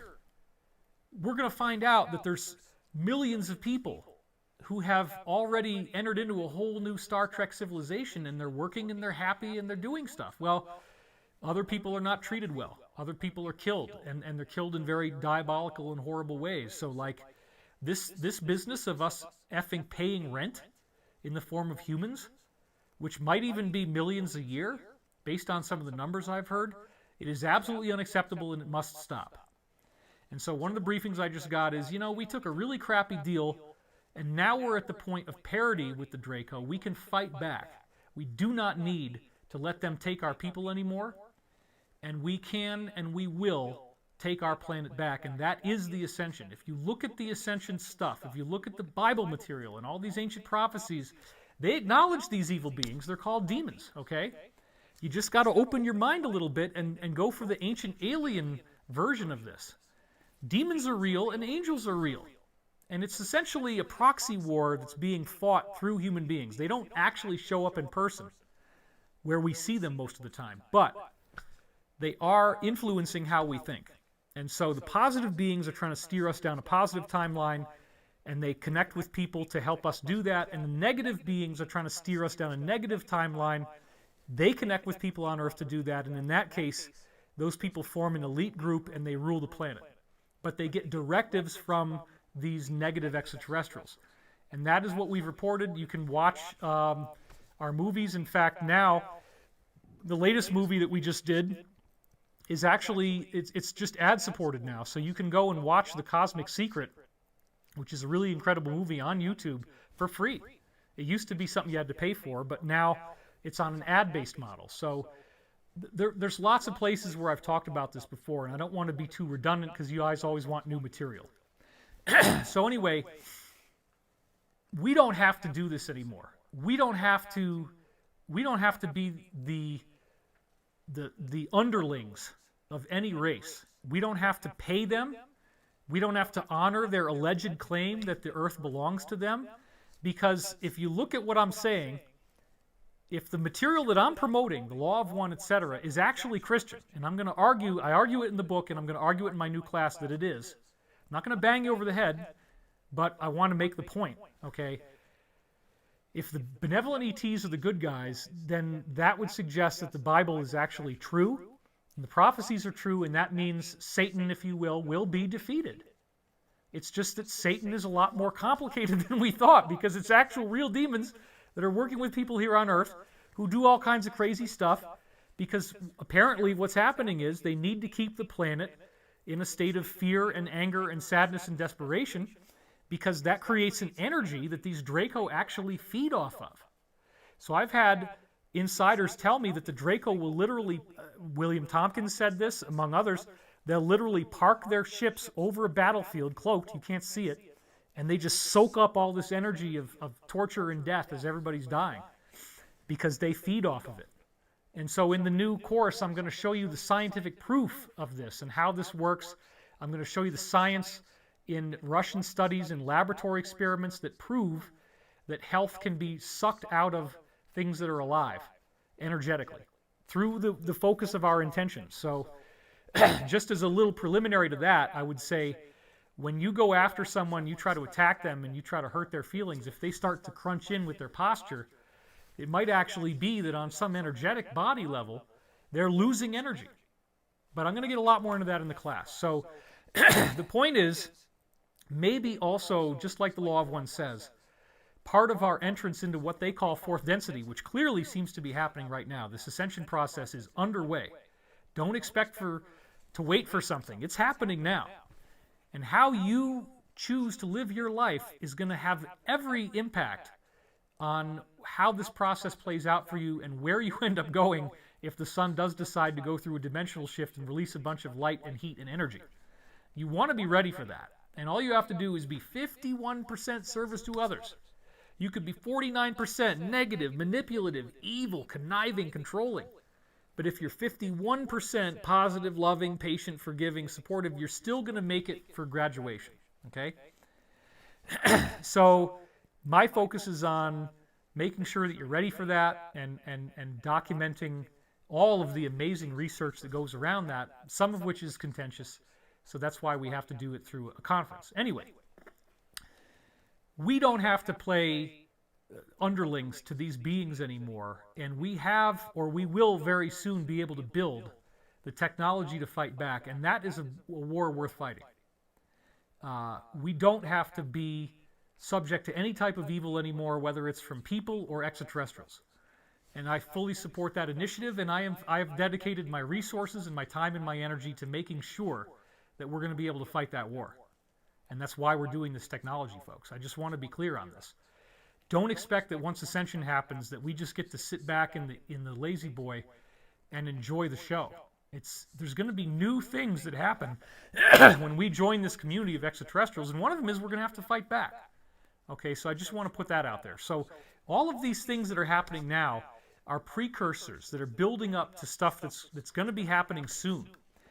But again, we also have to look at the context. And what did Dr. Carol Rosin say? She said when the negative elite really have their backs up against the wall, they got to do the fake alien invasion. Okay, so that might be like right around the corner. So let's look at how this seems to be playing out here, folks, because I told you about fear. If somebody just stabs you in the dark and you didn't hear anything, you're not afraid, you just die. But if the lights turn out and then you hear all these noises and it builds up and it builds up, you have time to become afraid. Fear needs time. You have to create information that creates fear, and then the fear has to incubate. So maybe that's what's going on. I don't know, but this is my theory as to what's happening now. So back to the slide.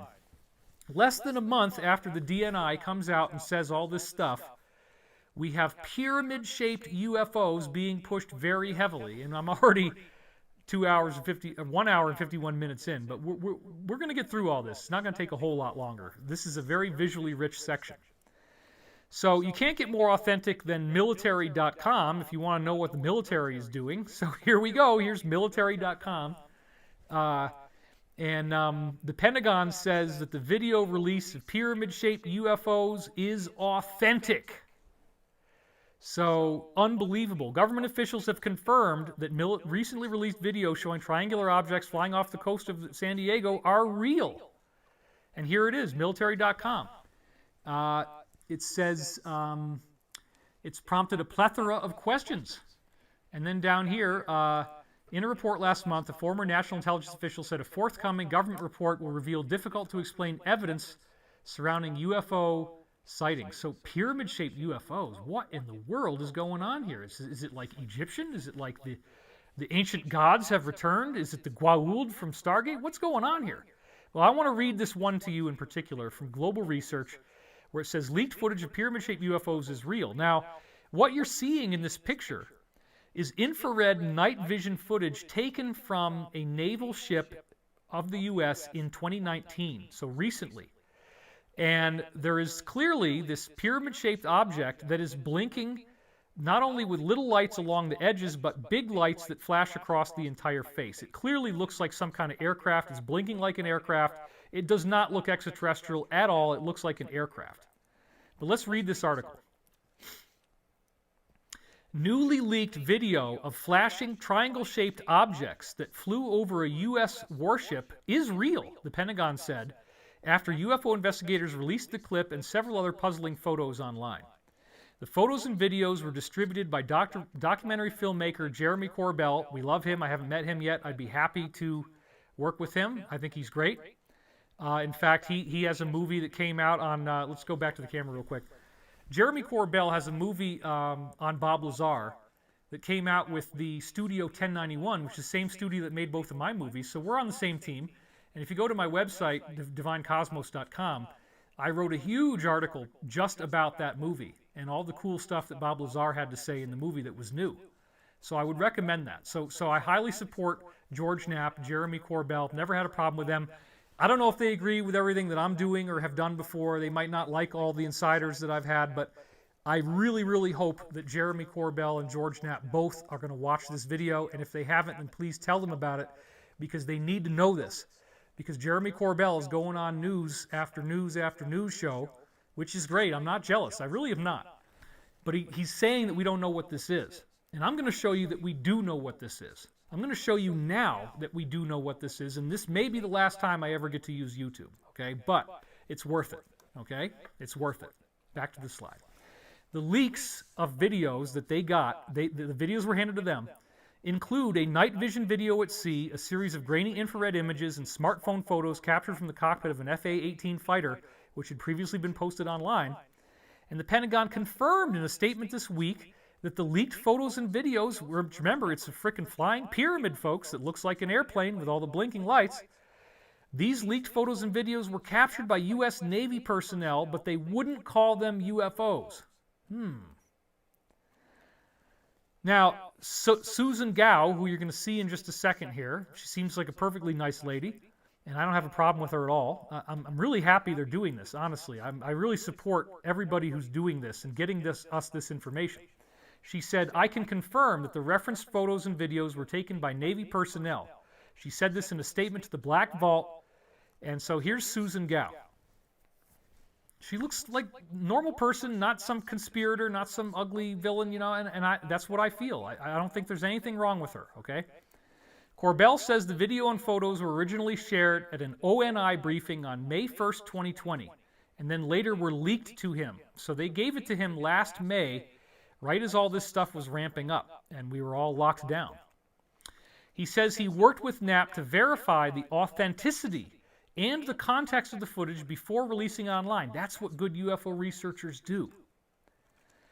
These are authentic photos and video from actual military encounters with UFOs generated to educate high-level intelligence officials within our military on the nature and presentation of the UFO phenomenon. So they're using these videos to tell people in the military UFOs are real. Well, those people obviously had not been briefed before that, right?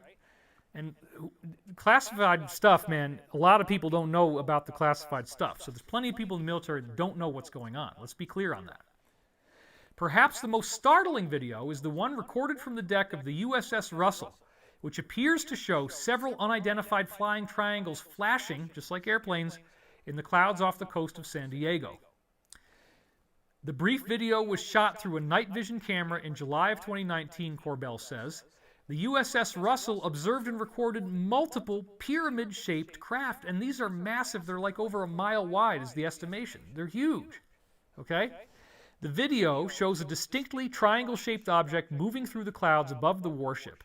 The object joins two other fainter triangles in the sky before the video ends. Now, that I think is a misunderstanding because it looks to me as if it's a distortion off the camera lens where the one image of the triangle is actually reflected on the lens and dimmer. So that's what I think it is. But they do say that there was more than one out there when they were doing this film, and I believe that. Corbell says the object seemed to slip effortlessly into the water. That's the transmedium travel, right? Slipped effortlessly into the water instead of making a splash and taking damage upon impact. He adds that the Navy sent a submarine to search for wreckage, but they found nothing. And can I just say this? Can I please say this? My publisher makes me do this too. I hate the fact that we can't capitalize the word Navy anymore. I hate it. My great-great-great-grandfather's brother was John Paul Jones, who founded the Navy, okay? The original founder of the Navy is my blood relative. So, can we please go back to capitalizing Navy? Anyway, I digress. You're not allowed to do it anymore, and the publisher won't let me do it, but I would love to capitalize Navy. The third event described in the briefings involves a series of photos captured by a weapons systems officer from an F-18 in Virginia on March 4th, 2019. Notice the timing, they're around the same time. The weapons system officer snapped photos of 3 objects that afternoon in about 20 minutes, according to George Knapp, who was Corbell's collaborator. The objects were described as a sphere, an acorn, and a metallic-looking blimp in the intelligence briefing, they say. And so here are those pictures. These are some of the pictures. So the blimp thing on the left, actually, we're going to see something that looks exactly like that in just a second. The sphere in the middle just kind of looks like, I don't know what the hell that is. It might be a spherical craft with a coronal discharge around it. But interestingly, that craft is seen to fall right down into the ocean and go right into the ocean without any type of problem. It just keeps on going. And then you got your acorn one on the right. Now, again, folks, we're not talking about YouTube videos, puppies and kittens anymore. We're talking about the government disclosing this. You follow me? This is heavy stuff. This is crazy. But, back to the slide, are these really extraterrestrial? Now, I'm going to tell you that the answer is no. I'm going to tell you that these are not extraterrestrial at all, that they are made by elements of the negative elite that you would call the military-industrial complex that has essentially become a breakaway civilization, as my colleague Richard Dolan has called it, a breakaway civilization where we don't get to know anything, but they built technology and they might use it against us in Carol Rosin's fake extraterrestrial invasion. That's what I'm so concerned about. Why are they pumping up these pyramid-shaped UFOs? If you type it in to any type of Google, YouTube, whatever, thousands of links are coming up and they're all mainstream. Pyramid-shaped UFO, pyramid-shaped UFO. It's this huge push. Is that the ballet dance of fear? Do you have to start telling people something so that when you show it to them, when it starts attacking cities with a laser, this massive particle beam laser that the thing has got mounted on it, okay, that might be able to be used to start fires.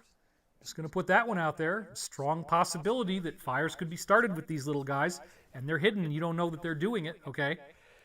If they decloak them, and they start zapping things with lasers, and there's massive destruction. Look at what we've seen over the last year, folks. Look at the kind of big lies that we're getting told, the withheld information, the degree to which this can change our lives. So if there's any possibility that they're setting up exactly what Carol Rosin told us about, the fake alien invasion, and if at some point these videos will not be able to be made anymore because this will become one of the banned topics as well, it's entirely possible it could happen. This might be the last video I ever do on this platform, okay? But I'm not going to withhold all the good stuff just because of fear. If they're going to try this, then we need to know. And enough people are seeing this video. We got 18,000 viewers right now. So, enough people are seeing this video that it's going to happen, folks. the truth is going to get out there. If they try this now, they will not be able to, which means they'll probably change the plan, and I'll never be proven right, and they'll never use this avenue of trying to create a shock and awe, mass distraction, try to throw people off of the trail of what's really going on, which is the exposure of the negative elite. What better way than exactly what Dr. Werner von Braun told her was going to happen on his deathbed? Okay, so I'm very, very nervous about this, actually. So please go to ascensionmysteryschool.com. Please go to the email field. Please give us your email address, because I might not have any way to contact you except to send you an email, and I want you to know where I'm going. But also, please, with credit, I want you to steal the information that I'm about to share. I want you to borrow the information, say that you got it from me. Please don't not include me, because this is a debut. What you're about to hear is a world debut, okay? But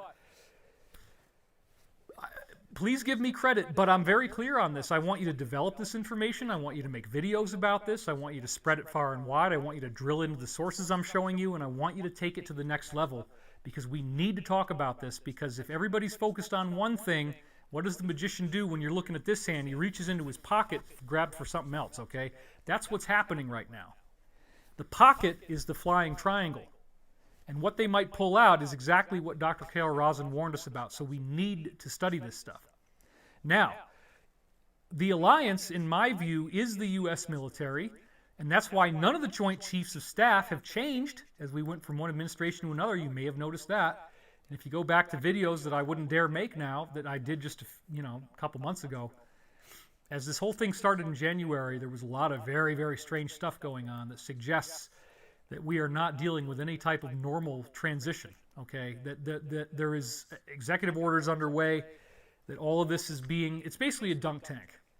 The military created a dunk tank, put a couple people up in the chair, and everybody's throwing stuff at them now, and the chair is going to fall down. They're going to fall in the water, and it's coming pretty soon, okay? So look at this. Back to the slide now. Are the military bases of the good guys being threatened? Well, one of the top voices out there, as an insider, who's gone public now, he has 151,000 subscribers on this particular platform I mentioned earlier that's related to the telegraph machine. He says, and this is his real verified account, I've proven that now, I've looked into it, UFO sightings have tremendously increased around our military bases. And he didn't say anything else, folks. So is it possible, and I'm starting to sound like ancient aliens now, is it possible that the reason why there's all this UFO activity around our military bases is that if the alliance starts doing certain operations, that the bad guys want to hit back? That's what I think is going on. So it's all being set up and it's poised. So this war could become kinetic, and it might not be 10 days. You might be out of power for a lot longer than that. I don't know.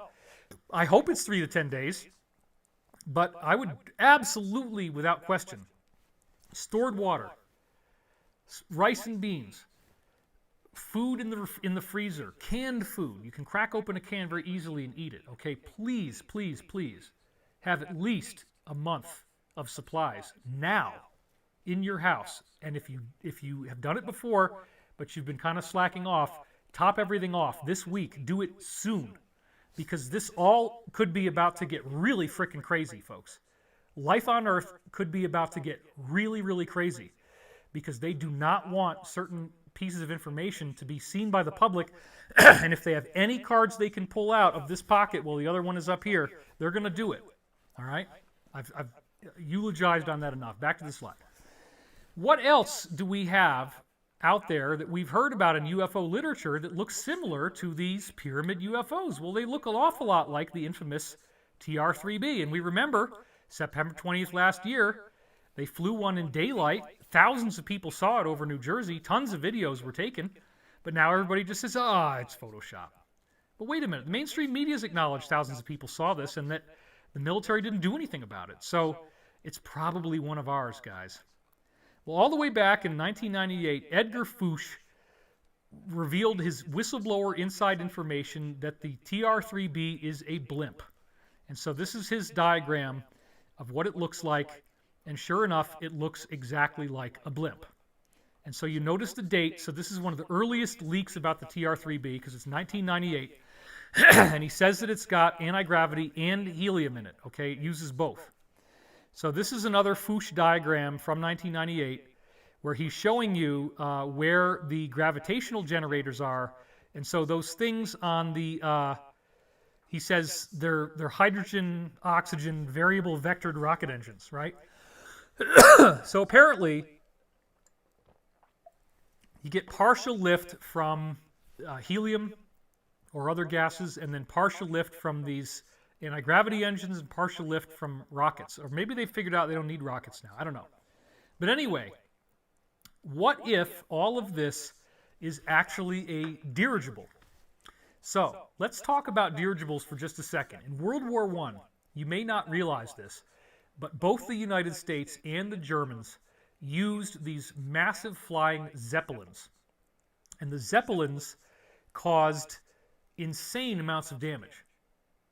They could fly, they were gigantic. So first of all, imagine this object that's just so big that if you're in a city and it's flying over the city, you can't even see the whole thing. All you see is part of the belly. That's how big these dirigibles were. And both sides were making them, and they got really enormous, thousands of feet long. You'd have guys up there with machine guns, and they're just boom, boom, boom, boom, boom, boom, boom, shooting everybody. And what are you going to do? I mean, if you shoot at this thing, you think you're going to bring it down? No, because it can take a whole bunch of holes because there's individual cells inside. It's not like the whole thing is just a balloon. There's lots of little cells that hold air, and if you pop through one of them, they got other ones left behind. It wasn't until the Hindenburg crashed in New Jersey on an airfield in the early 1900s that this technology was kind of written off, or so we think. But the military already had the experience of using dirigibles successfully in war, and apparently there was a stealth blimp program that we're going to learn all about here in just a minute that was actually conducted. So, back to the slide now. As we look at these various pictures of TR-3Bs that people have reported from eyewitness reports, yeah, you know, you could totally imagine that this would be some kind of blimp based off of the same technology as World War I, except instead of a cylinder, why not make a delta? And all the different TR-3B images, they sure do look pretty blimpish. And one of my insiders who works in aerospace says the TR-3B is actually really lame and underwhelming and not at all an exciting craft. It's a very foolish and lame mock-up of some of the stuff that is real that we've seen that's not ours, okay? But this is ours. So, let me just ask you this question. If you could build a blimp that looks like an equilateral triangle, and we call that a TR-3B, what if you take 4 TR-3Bs and stick them together? Well, that's what Dr. Pete Peterson told me is exactly what we, the military-industrial complex, has already done. So here you see the 5 basic platonic solids, these basic geometric forms that I talk about in all my work. And you can notice here that any one of them could be made out of a piece of cardboard. You just cut out these patterns and fold them together, and then you get the geometry, right? So you can look at the cube is a little more complicated, but the one on the top, the tetrahedron, is really simple. It's just 4 triangles connected together. And you just cut them out and maybe give them little flaps and fold them all together, and you get a tetrahedron. So here's another example of how you could do that, where you have one on the base, and then you just fold up the sides. Honestly, I want you to think about this. How difficult would it be to take 4 TR-3Bs, maybe they're sandwiched together like this, right? And then you just stick them together so you have a 4-sided object. Very symmetrical. The wind, it's going to be great for the wind, right? Because as the wind blows, it's just going to move around. You can keep it off the ground with some anti-gravity or some conventional propulsion. Maybe there isn't even anti-gravity at all. Maybe it works without any of it. You know, we don't really know. But the stealth blimp, okay, this is a big, big thing. Now, the tetrahedron blimp has been seen before it was announced by the mainstream media through the pioneering work of Jeremy Corbell and David Knapp. And in fact, in December 2018, we had a very enigmatic series of sightings in which a blimp was seen over the Pentagon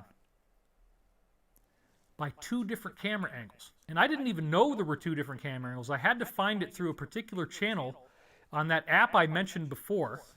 And so this is days ago now, and she posts like, I don't know, 150 things a day. So it gets buried very, very quickly. But this was about a week ago. So it says video number 1, Tucker reacts to video of UFO confirmed by the Pentagon. Video number 2, December 18th, 2018, pyramid UFO filmed from 2 different perspectives, dismissed as computer graphics. The Pentagon knows exactly what these pyramids are. And then video number 3 is a compilation of pyramid UFOs documented over the past 10 plus years. You really think the Pentagon doesn't know what is going on, especially when it flies directly over the Pentagon? Oh, there's nothing to see here. So sure enough, I watched the videos, and they are amazing. There's one video where the guy has said that anybody can post it if they want to. He gives free license. It's really hilarious because he's filming this levitating massive tetrahedron over the U.S. Capitol, or over the Pentagon. And he's not really saying anything, and then in the middle of the video he goes, "Honey?" And that's all it's really funny. If you watch it, everybody laughs at that point. Other people have enhanced the footage and brought out the contrast to show this thing. It very much looks like a really nice, sharp, tetrahedron-shaped blimp just slowly kind of tilting in the air like this. You know, that's what it is, folks. It's not UFOs and it's not aliens. It's not. What's so fascinating is that in addition to his... Oh, and somebody tried to attack him in the comments, and he pins the comment on the top of that video. He did not add anything to this. He is not a faker. This is not computer animation. He uploaded it, and he confirms that it's real. Then we have another case on the same day, same time, where a guy's driving around the Pentagon and filming it from different angles, and they're really going nuts. Oh my God, bro, what is that thing? Is it an ancient god? I mean, it's totally Beavis and Butthead, or, you know, Bill and Ted's Excellent Adventure, all the way. Anyway, I watched both of the videos. I can't play videos on a live stream or I'll get taken down, but, you know, I might play them in my conference. So anyway, you'll see these if you go back to this particular channel on that particular app I mentioned, and we do need more analysis. I'd like you to make videos about combining these 2 camera angles to see that this actually was real and it was filmed by different people at the same time. So when they're talking about this thing flying over a USS naval ship, that's not the only one, okay? So here's another headline from the same thing. Alien invasion fears as mysterious object appears over the Pentagon. This again is in Washington, D.C. in 2018. Strange pyramid spotted hovering over Washington, D.C. You can kind of see it there in this image, and again, it moves over time. And here's another shot from that same article where you see a different angle of the tetrahedron. I mean, it's very big and it's very scary. So let's just go with the interpretation. This is the one that I like, right? I like the interpretation, I like the interpretation that both the good guys and the bad guys have this particular ship. That there's several of them, or maybe many of them, that have been made.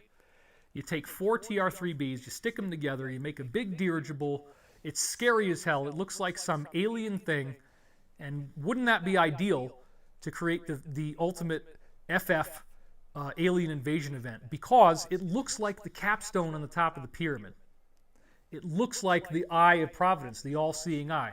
So what if you have this capstone floating in the air and a laser beam comes out of the eye and starts destroying cities? Would that not be the exact type of symbolism that these people love?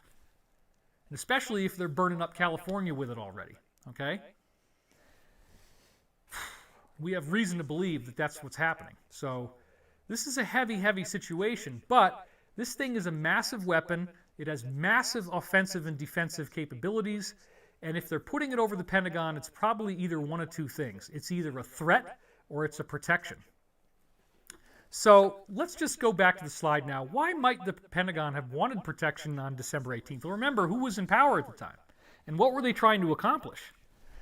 They were trying to accomplish a lot, which is now all coming to fruition. So let's just think back to December 2018 and remember news that was going on and think about, hey, was this a contentious period for the Alliance? Were they feeling threatened that the DS might attack them? Absolutely. Don't forget that it was December 5th, as it says here on this day, the website, National Day of Mourning for former U.S. President George H.W. Bush as he lies in state at the Capitol Rotunda. So The eulogy was delivered by his son, and it was attended by the president's predecessors, including Obama, Clinton, and Carter. Now, if you remember the journalism that we did on this before, which I can't be too specific about, it appears that everyone there got a nasty little letter, or many people got a nasty little letter in their brochure for the funeral. Well, that's probably a subpoena. And so we're probably dealing with something sealed that we don't know about yet, and they got it at that time. Because in order to subpoena somebody, you have to know where they are.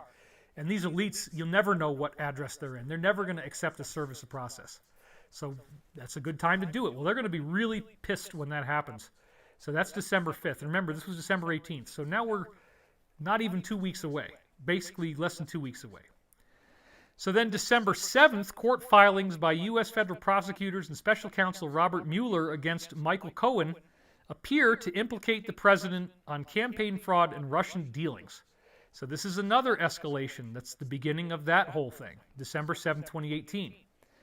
Another one happens on the same day. Brazilian spiritual healer John of God, or João Teixeira de Faria, accused of sexual abuse by 4 women, and over 200 more come forward in the following week.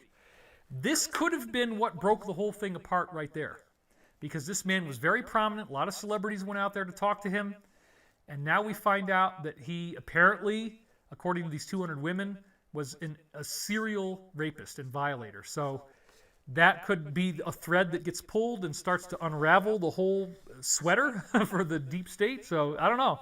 Anyway, here's another one. December 10th, the UK's leader cancels their vote on the Brexit bill in the face of certain defeat, because they know that if they lose control of this economy, they lose control of everything. So that's another one that they're very worried about, that could make them want to do something rash.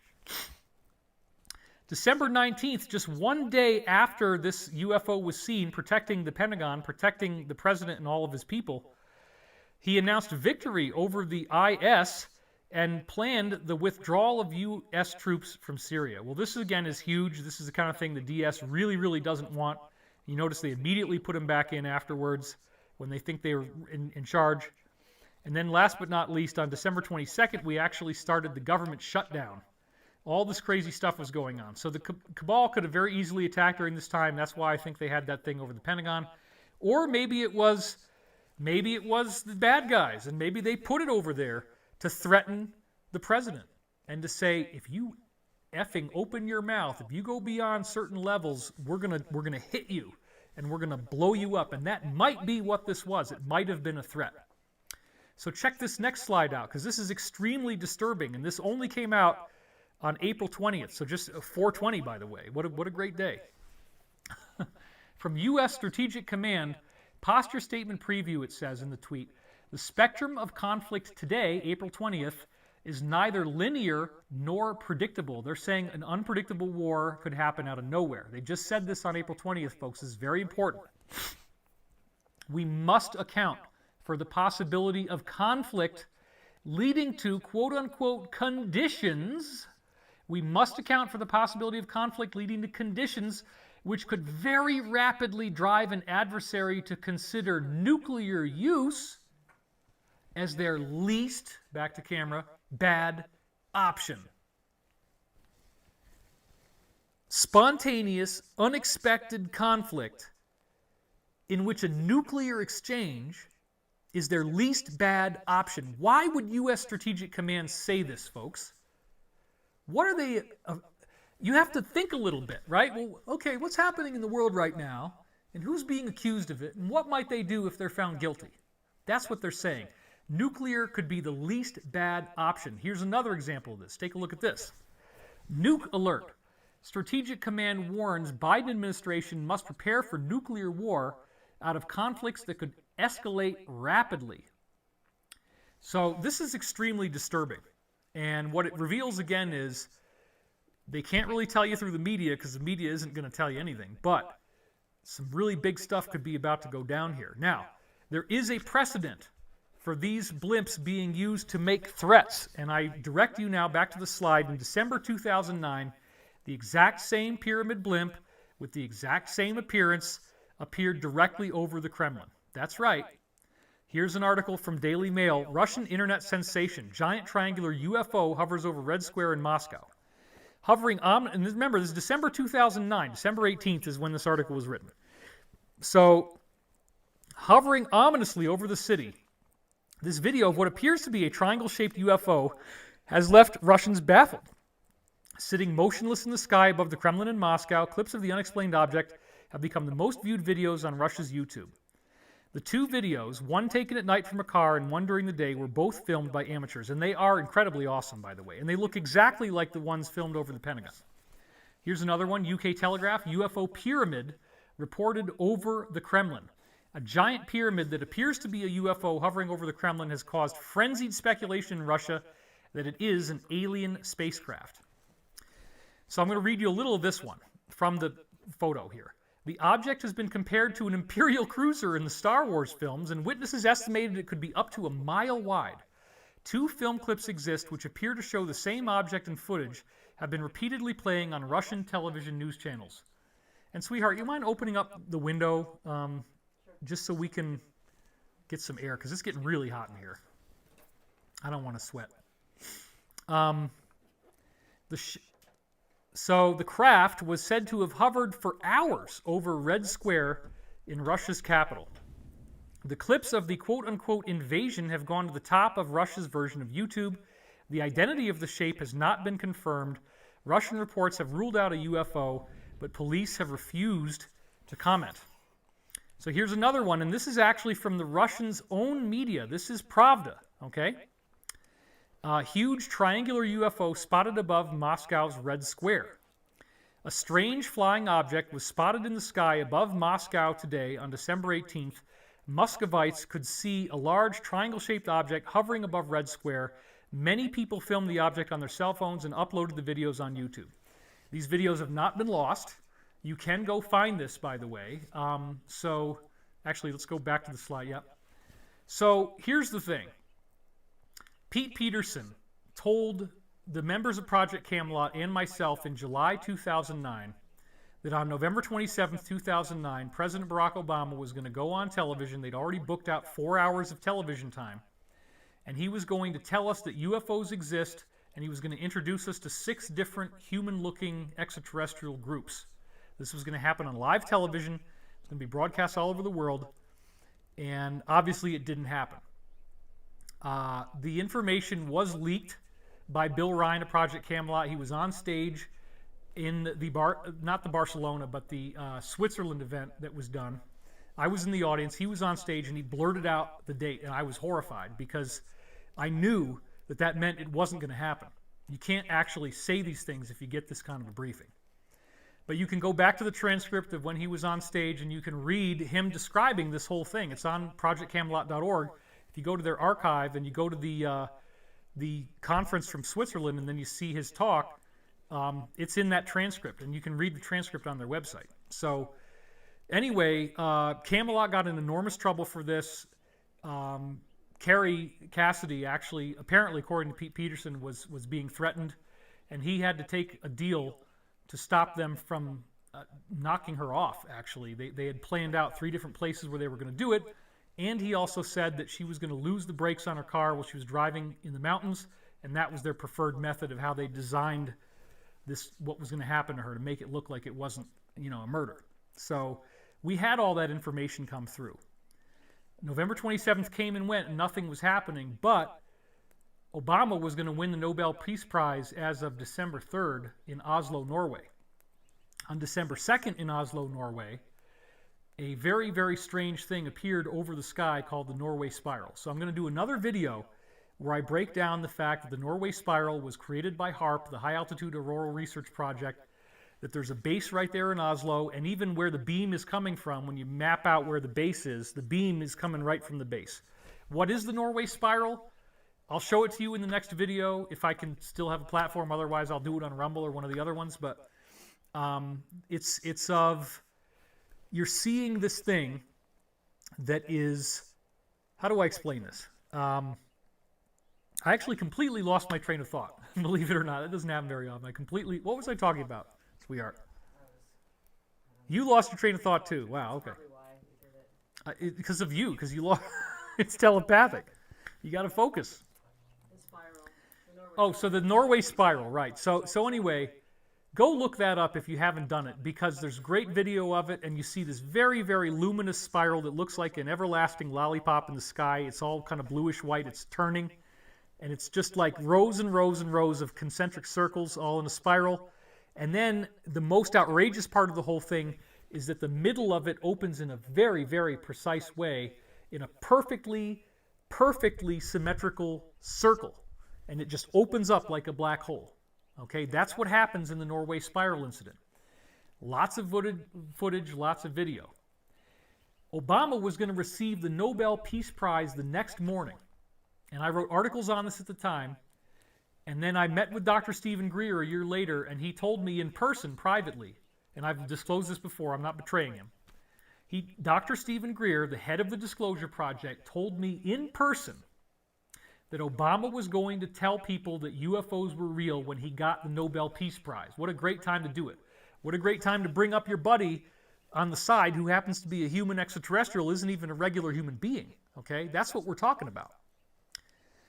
But the people, according to Dr. Greer, people came up to Obama before he went on stage and they said, if you do this, if you move forward and you do this and you bring that guy up on stage, the next time we create one of these, we're going to do it right in front of Air Force One, and nobody will ever know where you went, because that's a portal, and we'll portal you off to somewhere where you just disintegrate, and nobody will even know what happened. You're just going to vanish, okay?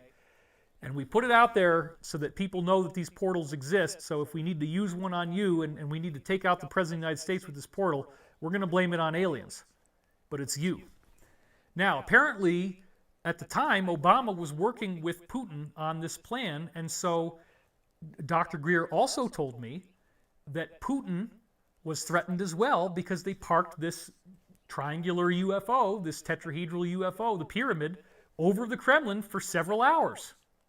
Because it's a weapon, it's got a big old laser beam, and they could have blown the hell out of the whole Kremlin. So the message again is, even because this happened around December 18th or thereabouts, right? So Obama's speech was December 3rd. They probably had other plans of how they wanted to do it. And then the UFO was the threat, saying, if you do this, we're going to blow you up. Which is, again, why it concerns me that the exact same strategy was deployed over the Pentagon in December 2018. Do we know if those belonged to the President of the United States at the time? Absolutely not. It could have been the deep state.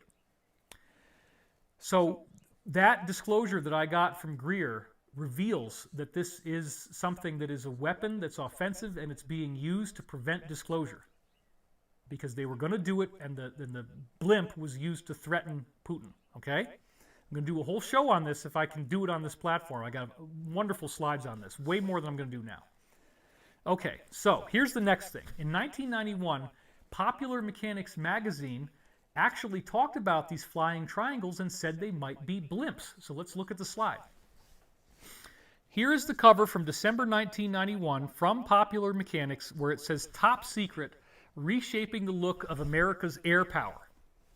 And I don't know, whatever they got on the cover is probably some old piece of crap from 1958, and it doesn't even work. But anyway, that's one of the things that's out there. So check this out. This is from that article from that December 1991 issue.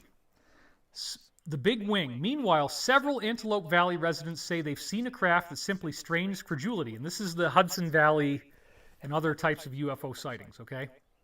According to reports over the past 2 years, a vast black flying wing, here we go, and remember, you take 4 of them, put them together, you got a pyramid, that's all it is, at 4 triangles. A vast black flying wing, estimated at between 600 to 800 feet in width, has passed silently over city streets, empty desert, and rural freeways. The craft moved so slowly that one observer said he could jog along with it. A pattern of seemingly random white lights on the vehicle's black underside provided constellation camouflage against the starry sky. That makes sense. You back project on the bottom. Of course. Observers who followed the craft long enough detailed unlikely maneuvers in which the vehicle stopped, rotated in place, and hovered vertically, presenting a thin trailing edge to the ground. Again, just like a blimp. Although such sightings encourage those who link the military with unearthly technology, a mammoth quiet flying wing may have a conventional explanation. It could be a lighter-than-air craft pushed by slow-turning propellers. There it is.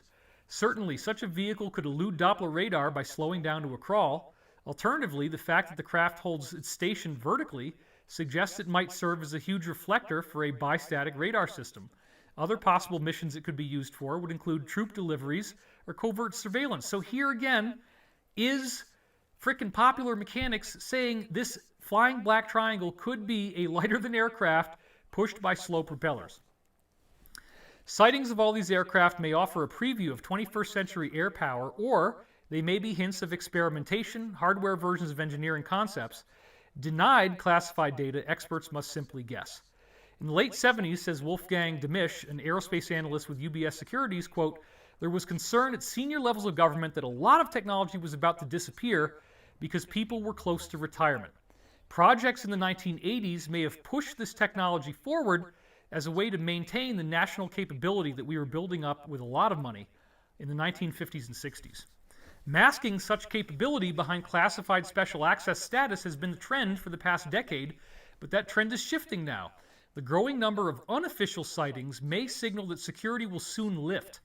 Just as the F-117A Stealth went public because daytime flight requirements would reveal its aircraft existence anyway.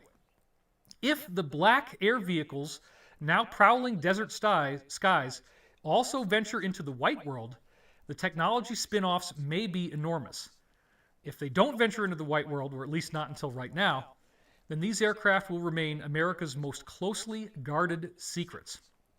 So, let's take that principle that Popular Mechanics just suggested, that this may be a big old blimp with slow propellers just kind of lazily crawling through the air. Well, somebody was actually working on that exact technology beginning in 1959, and this is where I'm probably going to lose my channel, but I'm ready. Are you guys ready? What do you see in the comments? Tell me if you're ready. Okay, so some people are getting buffering, but if you are getting buffering, we are recording it locally, and it looks like it's working fine. So we have an excellent, clean, pristine copy, and we will re-upload it. So if you're having any problems with buffering or echoing, I'm going to re-upload this, so you'll be okay, all right? So somebody says, David, please explain flying objects that look like mirrors in the daytime sky. Well, yeah, that could be a blimp, too. Black triangle slowly passed over me in Flint, Michigan, 1997. Blimps wouldn't charge the air with electricity. Well, okay, but the thing is that it could be a coronal discharge because part of this is an electrostatic anti-gravity that it's using, okay? So don't assume that it's a regular blimp. It's an augmented stealth blimp that uses artificial gravity, okay? So back to the slide now. The actual flying black triangle started out in 1959, and it was called the Arion. And it was developed by this company called JP Aerospace. Now, on this particular link that exists as of right now, it'll probably disappear very quickly. So please, please type in this link and go grab this PDF and download it and save it, although I'm basically going to read it to you and show you the entire thing. But here it is. The history of JP Aerospace and their development of the Arion flying black triangle. Here we go. Arion Corporation was founded in 1959 by Monroe Drew and John Fitzpatrick in Princeton, New Jersey, which is right near where the Hindenburg crashed in the horrible fiery crash. The firm was named in honor of Solomon Andrews' 1863 airship Arion, which was a three-hulled craft, also built in New Jersey, because that's where a lot of this blimp stuff was happening, which propelled itself without an engine by alternately becoming positively or negatively buoyant to generate forward thrust while porpoising through the air. Andrews' second variable buoyancy propulsion airship was the single-hull Arion II. All this is going to make sense once you get the pictures, folks, so just hang in there. Arion Corporation designed and built then the Arion III hybrid airship. They also developed, you're going to see that in a second, they also developed and patented designs for a family of semi-buoyant and heavier-than-air lifting body aircraft collectively known as Dynair ships. The flying black triangle that everybody's seeing is a Dynair ship, and you will be blown away when you see the picture of the Dynair ship. Just wait, you're going to love this. The small Arion 7 and Arion 26 heavier-than-air aircraft, which you could actually fly, okay, were subscale aerodynamic demonstrators for the lifting body design patented for much larger Dynair ships. Now, just real quick to explain this, in order to get this thing to sell, they had to build a working prototype, and they actually built one in the shape of the flying triangle that did not use helium at all. And they found out that just the triangular shape alone, with the blimp, they could make a plane that actually flew with no helium. It just flew off a conventional propulsion alone. So the helium's only going to make it work better and save fuel, so it's going to last even longer, you see. The official Ariane Corporation website went offline in 2016, but it has been archived at the following link, arianecorp.com. The small sorry, that's a repeat slide. So, the Ariane 3 was a 3-hulled blimp. Going back to that, I whizzed past that way too fast.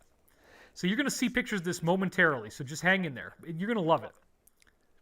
It's an amazing, amazing thing, and nobody talks about this. If it wasn't for that one website, this whole history would have been lost. And they probably broke some kind of security classification anyway, so I applaud them for doing this. Ariane 3 started in the early 1960s up to 1967 when they started making Dynair ships that are flying triangles. Ariane 3 was an experimental rigid hybrid airship. This is all tech geek speak, I'm sorry, but this is what they wrote.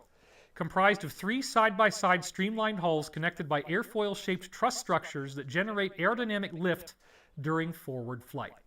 Each of the 3 rigid hulls was 83 feet long, that's huge, and 17.5 feet in maximum diameter. The complete vehicle had a maximum width of 55 feet, 16.7 meters. Each hull contained 6 helium gas cells. The helium gas cells in the outer skin of the airship were made of DuPont Tedlar, apparently a very Kevlar-like material that's puncture resistant, right? That makes sense. You don't want it to fall over while it's coming out of the... And that's what actually ended up happening. It's very sad.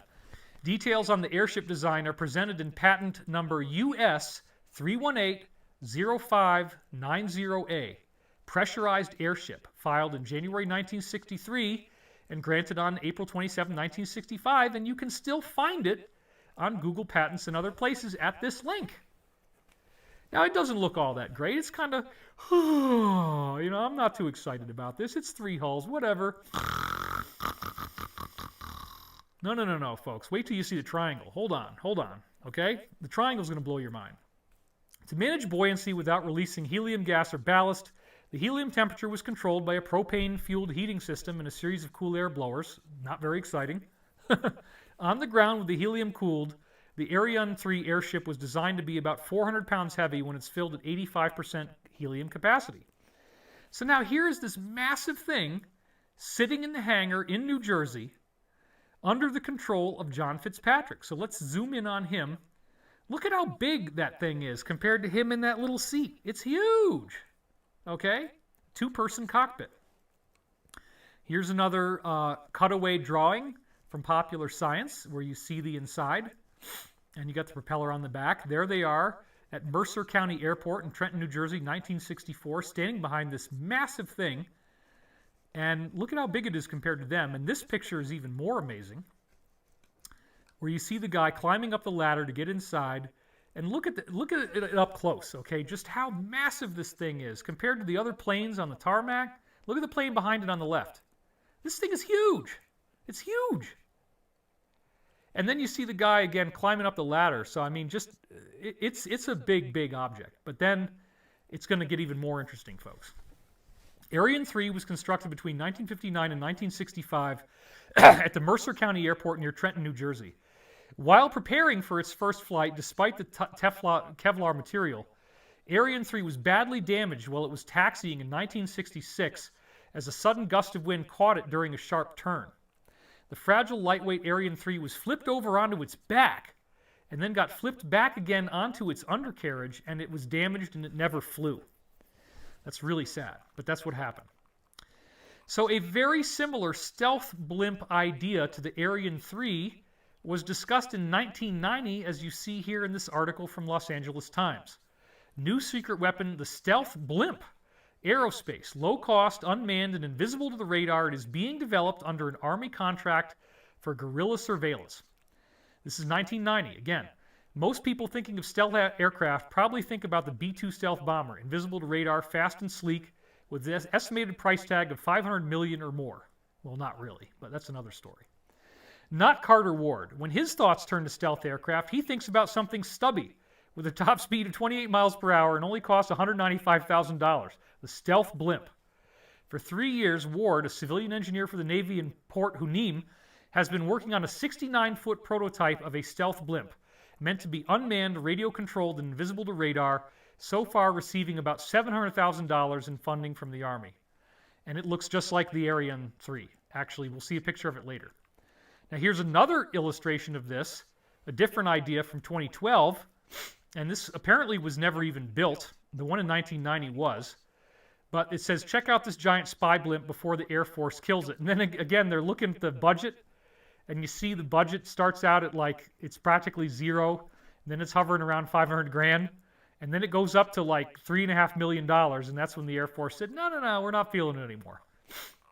But here's the one that they did build from 1990. That's the picture of it from that article. Doesn't this look awfully strange and awfully familiar, folks? Didn't we just get disclosure from the Pentagon? Didn't they just leak these 3 pictures to Jeremy Corbell and George Knapp, and didn't they say that it was a metallic blimp-shaped UFO? Well, maybe it is a frickin' blimp, right? It looks exactly like the one they actually made. And this is the picture from the 1990 article about how it could be used for telemetry, right? So the UFO that they took a picture of, again here, it's the same thing.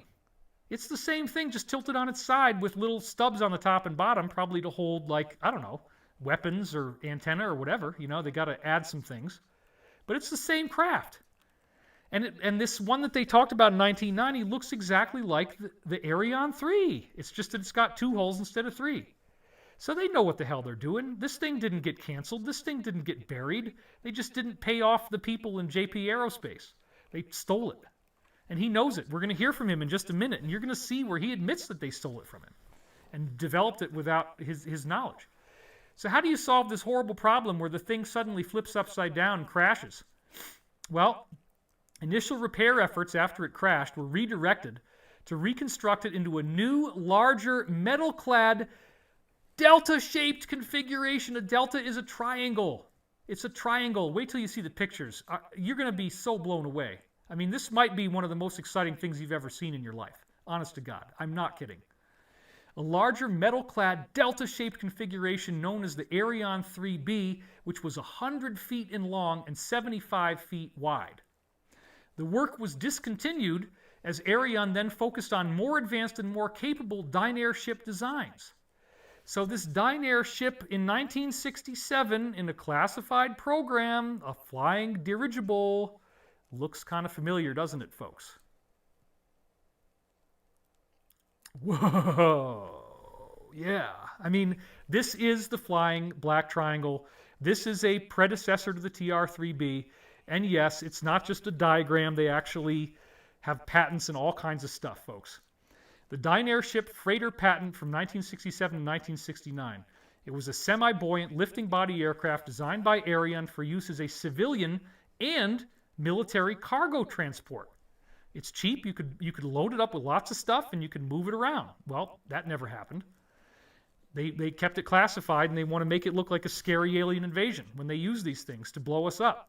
Hopefully that never happens, but if they do, this is what they're going to use. The basic concept for the Dynair ship is addressed in U.S. Patent 3,486,719A airship, filed on December 4th, 67, and granted on December 30th, 1969. So it took 2 years, but they did get it. So here are some of the pictures of this damn thing. I mean, this is a later version that's bigger. This is the Ariane 340 because it's 340 feet long. 340 feet long. Look at the little trucks down there. It's crazy.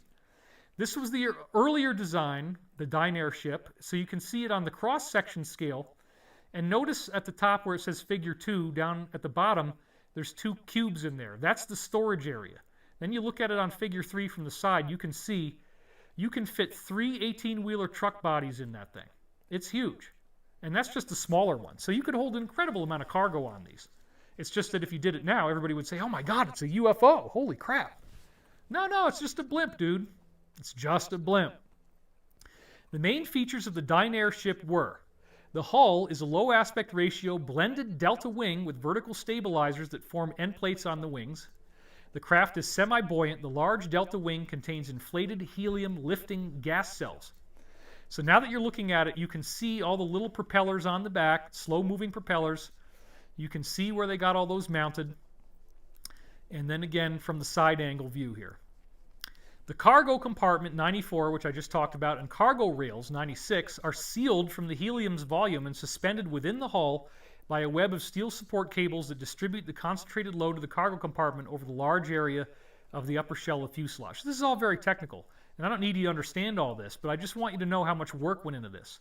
This was a serious project that millions of dollars were spent on in conventional money. Cargo is carried in containers suspended from the cargo rails. The propulsion system is mounted along the wing's trailing edge, and it's a bunch of propellers. A dynair ship can taxi like a fixed-wing airplane. Yeah, on the ground it has landing gear and it can roll around. And it actually takes off. It will fly like an airplane without helium, as they did in this test that you're going to see. So they need to protect it from the wind. So because of its relatively lightweight for its size, care had to be taken to ensure that it's not upset by the wind. Examples of unique operating provisions described in this patent are: the landing gear was adjustable, so the ship is maintained in a nose-down altitude while it's on the ground. So the landing gear goes up and down to try to ride the wind. The landing gear was permitted to swivel freely on a vertical axis, so the wheel units act as a crosswind landing gear, permitting takeoff and landing with the aircraft's center line aligned to the wind and not the runway. That's brilliant. It's another thing that probably works very well. Swiveling wheels. Who would have thought? The aircraft may become too light for safe ground operation in windy conditions. So there you go. That's why you got to have swiveling wheels and a lot of shock absorbers in the landing gear. The ship needed to be kept partially ballasted. That means it has weight by fuel, cargo, or both, particularly if you have severe winds. So you got to make sure it's heavy enough. A dynair ship could fly if it's pressurized by air instead of helium, because it does work as an airplane, although its ability to carry cargo is then reduced. So it does work as an airplane. And then they lay it right out here. Here's the link where you can go read this patent. So pause the screen or just type in that patent and you will find it. And you can do all this research, and I want you to make your own videos. So now we get to the big daddy. This is where it gets really crazy. The 340-foot long Ariane 340. So it says here, number 4, this is from that PDF file. Ariane's design concept for a full-size commercial freighter based on patent 3,486,719A was the semi-buoyant Ariane 340. This dynair ship freighter design had a length of 340 feet, a wingspan of 256 feet. It's huge. And a total lift capacity of 400,000 pounds. Wow. That's an enormous amount of cargo. It was powered by 4 5,500 horsepower Rolls-Royce Tyne turboprop engines mounted along the trailing edge of the delta-shaped aerobody. The Ariane 340 was designed to carry up to 6 intermodal containers. 6 containers! Loaded from tractor-truck semi-trailers using built-in lifting and handling equipment in the cargo bay. The intermodal containers were suspended from a structural framework that distributed the cargo loads via the network of catenary cables into the upper surface of the aerobody. So there's a little picture of it. And they also say the Ariane 340 was trimmed to be aerostatically slightly heavier than air prior to takeoff. This enables the Ariane 340 to taxi, take off, and land from an airport like a conventional airplane. Guys, it's not aliens. It's not extraterrestrial. Look at how small the 18-wheeler truck is down there on the bottom left as they're loading it up compared to the size of this 340-foot-long craft. It's freaking massive. And then here's the cutaway drawing where you see how this internal cargo hold can hold actually 6 different truck containers. It's incredible.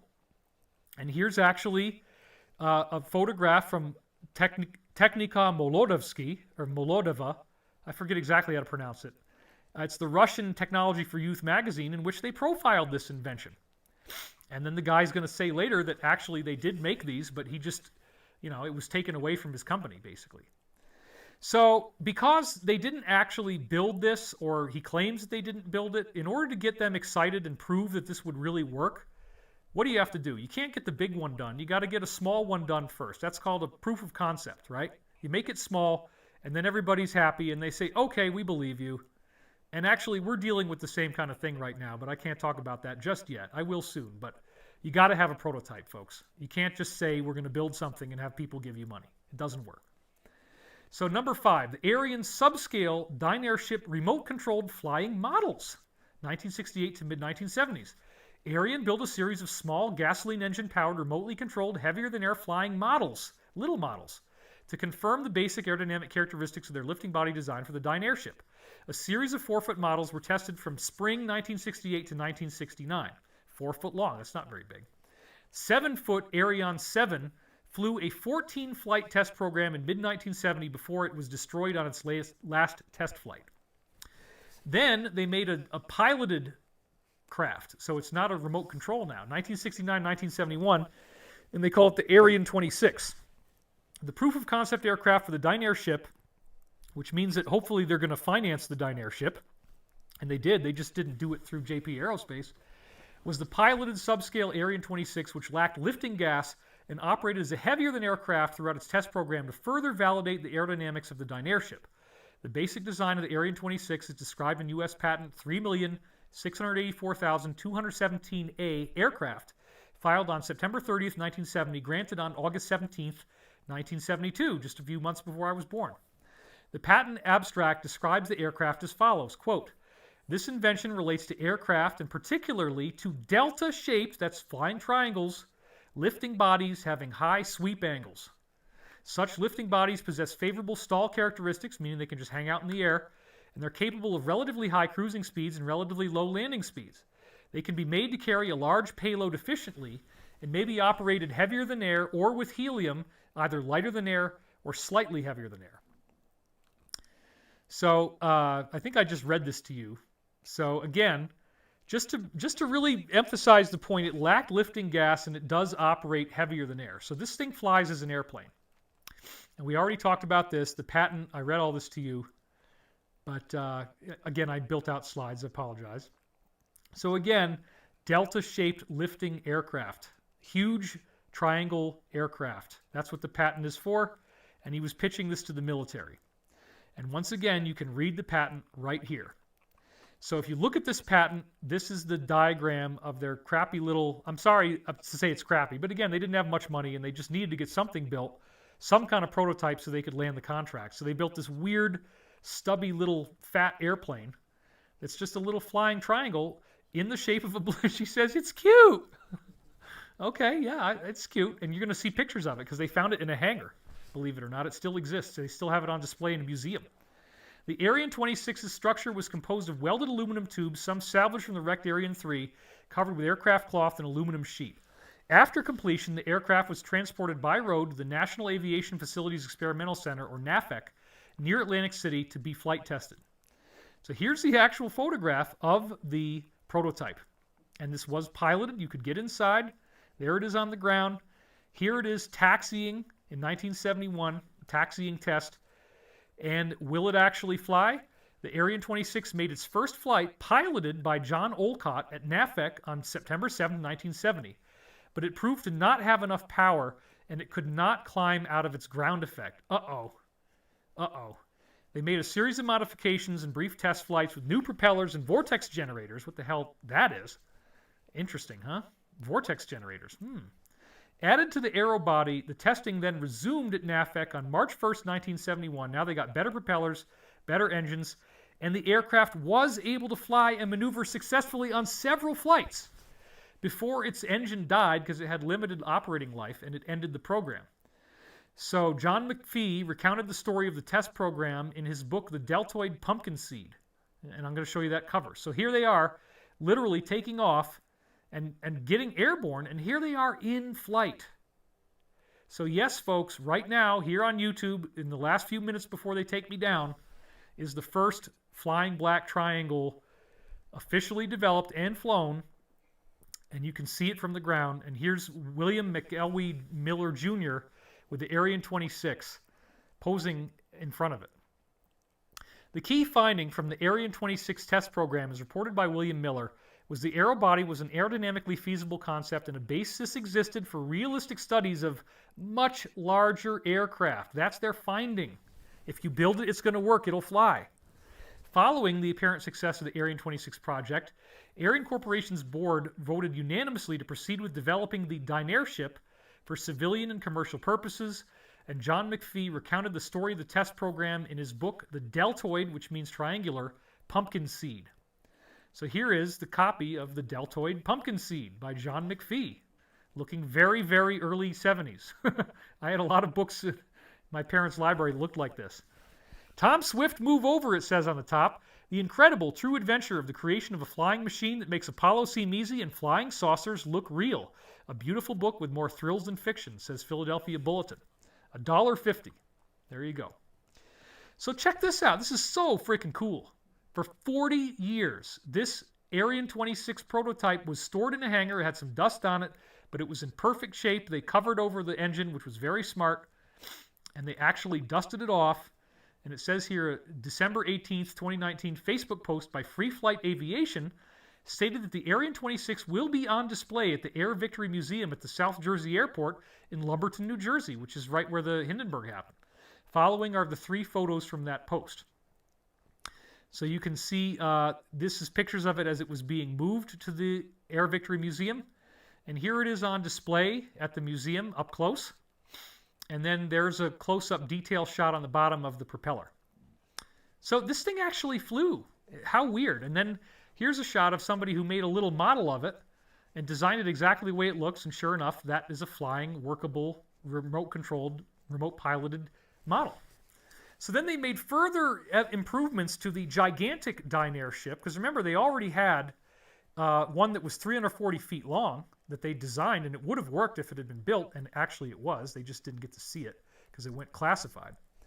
So further evolution of the large Dynair ship. The Ariane 340 was just the first of the large Dynair ship design concepts, and the designs continue to evolve, really without funding, into the 1990s. Ariane patent 3,761,041A lifting body aircraft, granted September 25th, 1973, describes improvements to the Dynair ship's flight control system to improve takeoff and landing distances and improve pitch control in flight. Patent figures 1 and 2 show alternative configurations for the control surfaces along the trailing edge of the lifting body's fuselage. Coordination among the control surfaces is described in the patent. So once again, they're linking to where you can read the patent, and it's just awesome. I mean, this thing would be utterly massive, and they did build it. They're just not telling you. Okay, this is the predecessor to the TR-3B. They took this idea, they modified it, and they stole it from JP Aerospace. That's what I think happened, folks. So in 1974, they actually proposed making one that was totally, totally massive, the size of the TR-3B, the size of the sightings that people are now getting, 1,000 foot long. So it says right here, in 1974, Ariane Corporation proposed 3 new versions of the Dynair ship, and the logistic carrier that's much larger than the 340-foot Ariane 340, with a length of 1,000 feet, gross weight of 4,200 tons, and it can hold 3,300 tons of cargo. Wow. And it can travel 150 miles an hour. Why are we not using these? Right now, if this was declassified, we could do a lot of great stuff with this and make shipping costs much, much less expensive. That is true. FedEx, all that stuff would go down in price. That's absolutely true. You could fit tons and tons of overnight mail in one of these things. So it says at the bottom here, sadly, none of the above proposed Dynair ship concepts were funded, at least not with JP Aerospace. That's the sad part. In January 1975, William McElwee Miller Jr., president of Ariane Corporation, made a presentation at NASA's Interagency Workshop on Lighter-than-Air Vehicles, in which he described the design of the Dynair ship and potential applications derived from a phased development program that is outlined in the following graphics. So you got to build things in phases, right? So phase 1 is research and surveillance. Phase 2 is research with systems, economies, commerce, bulk lifter, and mass transport. And then phase 3 is remote area logistics and oceanic surveillance. So then Ariane Corporation also commissioned this work of art where Navy is now taking credit for it being not a UFO, but they got Navy written on the side, and it's a large Dynair ship patrolling in the Arctic. So these things would hang out for a really long time. They're really cheap, and they carry a tremendous amount of cargo. So they're very useful. And remember, 1975, NASA got to hear all about this. So everybody on the inside knew about this thing. Everybody knew about it. Everybody. because it was paid for. The military was into it. The Navy was into it. Everybody knew about this. In the mid-1970s, they added jet flaps to make it more stable as it's trying to take off and in the air. You know, in the mid-1970s, Arian introduced the concept of jet flaps to augment the amount of aerodynamic lift generated by a Dynair ship for a given amount of power. While this concept was applicable to semi-buoyant and heavier-than-air Dynair ships, it probably had its biggest impact on the heavier-than-air Dynair ships. And by the way, folks, we're 3 hours in, and I'm almost done with these slides, okay? We're almost done. Arian patent 4,108... I'm sorry, let me say that again.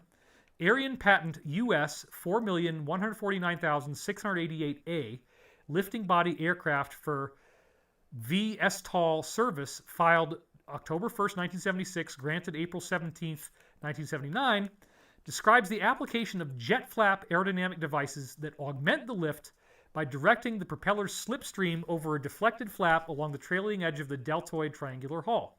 Small canard wings mounted forward on the fuselage tilt to direct propulsor thrust in coordination with the jet flap. So there's those little jet flaps that they added. And I wouldn't be surprised if it also helps it with takeoff. And notice also they've added propellers on the front as well as the back. Probably just, you know, better thrust, better lift. And again, you know, this is something that they built to be able to fly without being heavier than air as a regular little airplane. So this is their jet flap Dynair ship concept circa 1975. You have the tilting rotors in the back that look like the infamous X-22, the original quadcopter, which, you know, actually we might come into possession of one of those pretty soon, but that's another story. I'm not going to talk about that either. Anyway, the original thing is called the X-22. It had 4 propellers on it that you can tilt, and it's the predecessor to all these machines they're making now. It was already done in the 1960s, and it did fly. Go look up X-22, the real X-22, the original one. You'll see it. Not the other one that I like. So, as we go into the 1990s, without really much funding, JP Aerospace continued to tinker and make things that they were hoping would get financed, but nobody ever did it because they actually already had it and they just didn't tell them. Heavier-than-air Dynair ships. Versions of the Dynair ship that, like the Ariane 26, lacked lifting gas and operated as heavier-than-air aircraft at all times were proposed by Ariane. Following are 2 Ariane patents for heavier-than-air large Dynair ships, configured as radar surveillance platforms. None of them were allegedly built. And this is patent 4,896,160A, granted January 23, 1990, describing a heavier-than-air airborne surveillance platform with long endurance and high-altitude flight capability. It carries planar phased array antennas arranged to scan in a continuous pattern in all azimuthal directions from its deltoid hull. You can read the patent here. So there again, it kind of looks like your rinky-dink little aircraft, but okay, it's cool. It's still cool. Oh, this is the next one. That's the one that we see at the bottom. And that's the one where they had those radar antenna arrays that you see out the top in the middle there. The antennas that stick forward. There's 3 of them. You can see that in the middle of the craft on the bottom. And then here it is from the side with those new flaps they designed. And then here it is from the top with the 3 antennas. So this is absolutely real, folks. And it looks exactly like the flying black triangle, doesn't it? Now we're really starting to zero in. About the only thing that's wrong now is the flaps. And then they got Dynair Ship 2, the final designs by Ariane. Look at that shape. I mean, it's incredible. This is exactly what people are seeing. Somebody built it. On their archived website, Ariane presented their final concepts for an ultra-large airlifter known as the Dynair Ship 2.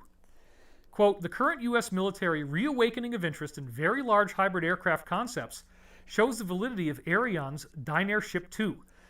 Using both buoyant and aerodynamic lift, Dynair Ship 2 is the newest variant of Ariane's lifting body airship concepts. Based upon a configuration of Ariane's research in the 1980s, Dynair Ship 2 is a manned or unmanned aircraft concept that will allow the transportation of very large cargo weight and volume. FedEx, folks, think about it. Save a lot of money. They keep raising the prices on us, right? Why put it in little planes when you can put it in one great big fat one?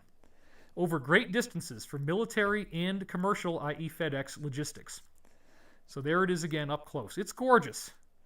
I want to see this built. I mean, we should be using these. It would save us a fortune on overnight shipping, for one thing.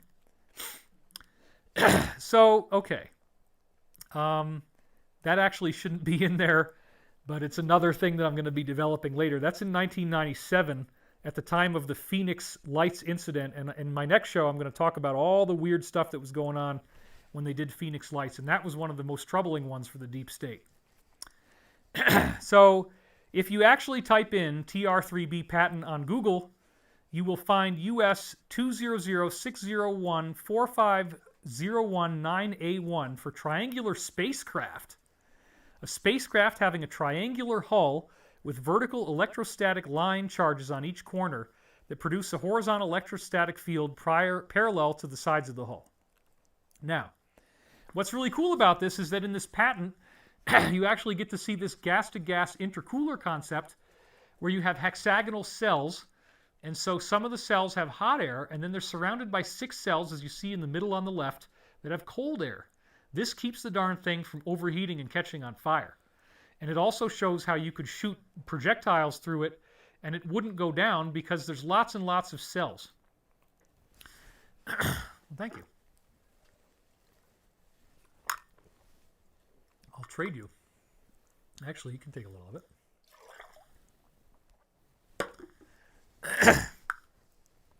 So there's an excellent website, folks, that really ties all this stuff together that I was just talking about, and then directly links it to the TR3B and the Flying Black Triangle sightings. And, you know, it's unapologetically called thestealthblimp.com. And it's been around since, I think, 2007 or 2009. And I found it very early when it came out. And I've been kind of hanging on to all this information for a long time, waiting for the right moment, which is today. So here's the original page image from archive.org as this thestealthblimp.com website went up. Here's what it says, and this is very important. I'm going to read everything here. Have you seen it? Thousands of people all over the world have seen a giant black triangle of enormous dimensions. It is not a spaceship. It is the largest stealth craft in the world. Veiled in secrecy for decades, this enigma can now finally be revealed as the stealth blimp. Where did it come from?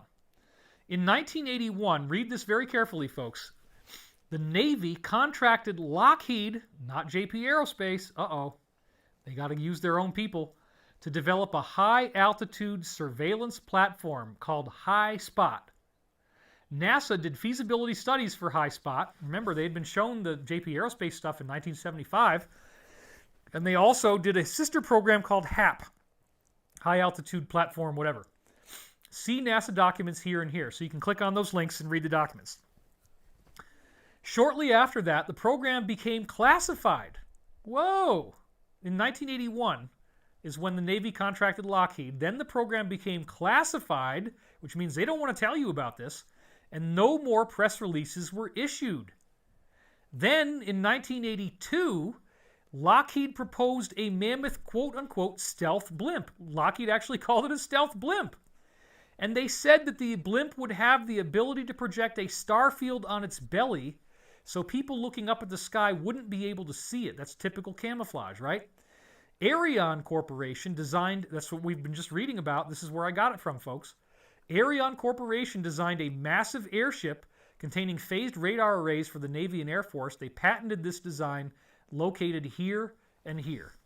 So again, very important to remember. In 1981, the Navy contracted Lockheed for High Spot, and then shortly after that, in 1982, shortly after 1981, the program became classified and no more press releases were issued. And then again, remember the year, 1982, Lockheed proposed a mammoth stealth blimp from Arion's design, which means it would be a Lockheed Flying Black Triangle that has the ability to project a star field on its belly. And they patented it, and they show you the patents. So now this is one of the figures from, it's just basically one of the older NASA studies showing the feasibility, the milestones that they have to achieve, and the timeline in which they achieved it in months. So you can see this was a very complex, well-structured program. This is the HAP, one of the really early design that NASA came up with. It's really boring blimp dirigible. Obviously, Arion's designs were much better. They had 3 of those, and then they went to the Delta. So this is the cover page from the Silent Joe 2 final report. And remember, after they did all this type of research in 1982, it all locked down and it all went classified. If you go to thestealthblimp.com today, at least as long as it stays online, this is what you're going to see as of right now. The stealth blimp, and tongue planted very firmly in cheek. Oh, it's the world's largest mystery. I love that. It's a joke, of course. Now, this is incredible, right? Because remember, 1982 is when it became classified. Lockheed took over. They stole it from JP Aerospace. They redesigned it. JP Aerospace doesn't know what the hell happened, but they took the design and they built it. And then what do? They start doing test flights that same year. So they built it pretty quick because Arian had already designed it. So they just had to build what was already in the blueprints, right? So New Year's Eve, 1982, in the Hudson River Valley, 25 miles north of New York City, right next to New Jersey, where they have those 6 military bases, where one of them probably has a hangar and a field big enough to let this thing fly. So December 31st, 1982, hundreds of witnesses, including police officer Andy Sadoff, report citing a V-shaped object in the sky. It is enormous, at least the width of a football field, and it moves very slowly and close to the ground. It is completely silent, like a blimp, and it only gets noticed because of its very bright strobing lights that they added, A large wave of sightings occur again beginning in March 1983 with hundreds of eyewitness reports. So just because it's 40 years ago doesn't mean this isn't very, very serious and real and worth studying again, with hundreds of people saying they saw it. Hundreds. For 6 years, until 1989, the so-called Hudson Valley Boomerang is seen by more than 5,000 recorded witnesses, spanning the states of New York, Connecticut, New Jersey, Pennsylvania, and even Massachusetts. So yeah, they're probably taking off from New Jersey and just cruising around, cruising up the Hudson River, landmarks, These 5,000 recorded witnesses include lawyers, engineers, housewives, mechanics, and even dozens of police officers, including the chief of the Danbury, Connecticut Police Department.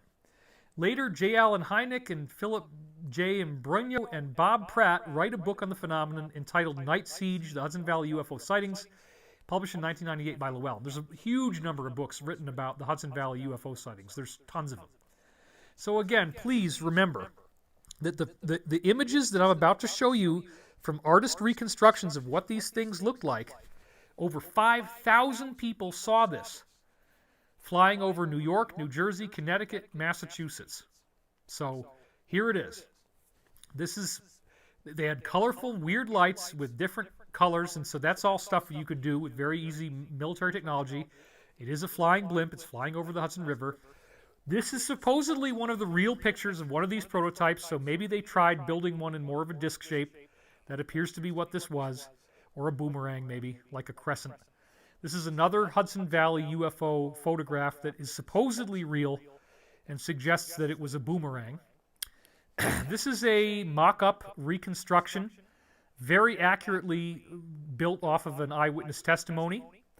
And here's another one that, again, is directly off of an eyewitness testimony. Whoever was there only got to see one of the wings, I guess. Here's another version of the same craft that was actually designed to look like the one that Kenneth Arnold saw, the boomerang that he saw in the 1947 infamous Kenneth Arnold sightings. That was one of the types that he drew. So yeah, it would make sense they'd build one that looks exactly the same and put all these cool lights on it, scare the bejesus out of people. If the Reagan thing didn't work out, they could make an alien invasion right then, 1982, 83, all the way through 1989. The whole 1980s, these things are flying all over the place. So now this is S.D. Greco, who created a diagram of all the different types of these craft that people actually witnessed. Now, what I believe was happening here is that each of these are accurate diagrams, and so you can see one of them is like a pie shape, and that's probably the one that had the lights in a circle.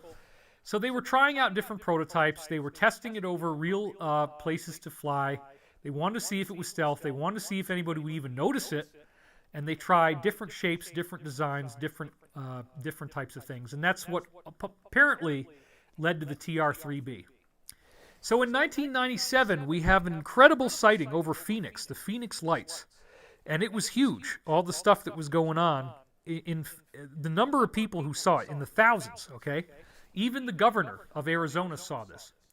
This illustration from the original USA Today article is a diagram. of the boomerang that people saw, which again is a blimp. It says for 106 minutes on March 13th, people saw something like this V-shaped object flying over Arizona. UFOs? The only thing certain is that it still haunts them. Well, now that you know about Aryan, you can totally see this is an Aryan type of blimp. And that's, again, a reconstructed, computer-designed, artist's interpretation of what somebody said they saw. So here it is on Fox. 22 years later, people still talking about the mysterious Phoenix lights. And there again is a piece of art that's another illustration of what people were seeing that night. So it's not a triangle, it was just a boomerang. But they built it in different ways. Just like the Hudson Valley one. They did it over Phoenix. Now, again, if they had these all throughout the 1980s and then they kind of didn't use anything, there's another one from the Phoenix lights. And apparently they did drop flares, by the way, to conceal the aircraft. So there were flares dropped that night, but they also flew the aircraft. And the aircraft went way far away from where the flares were. It lasted for 106 minutes, which is much longer than flares could last. And apparently thousands of people saw this. Now, going back to the camera real quick here. One of the things that I saw in a documentary on the Phoenix lights that I was not able to find fast enough to get in the show, which greatly upsets me.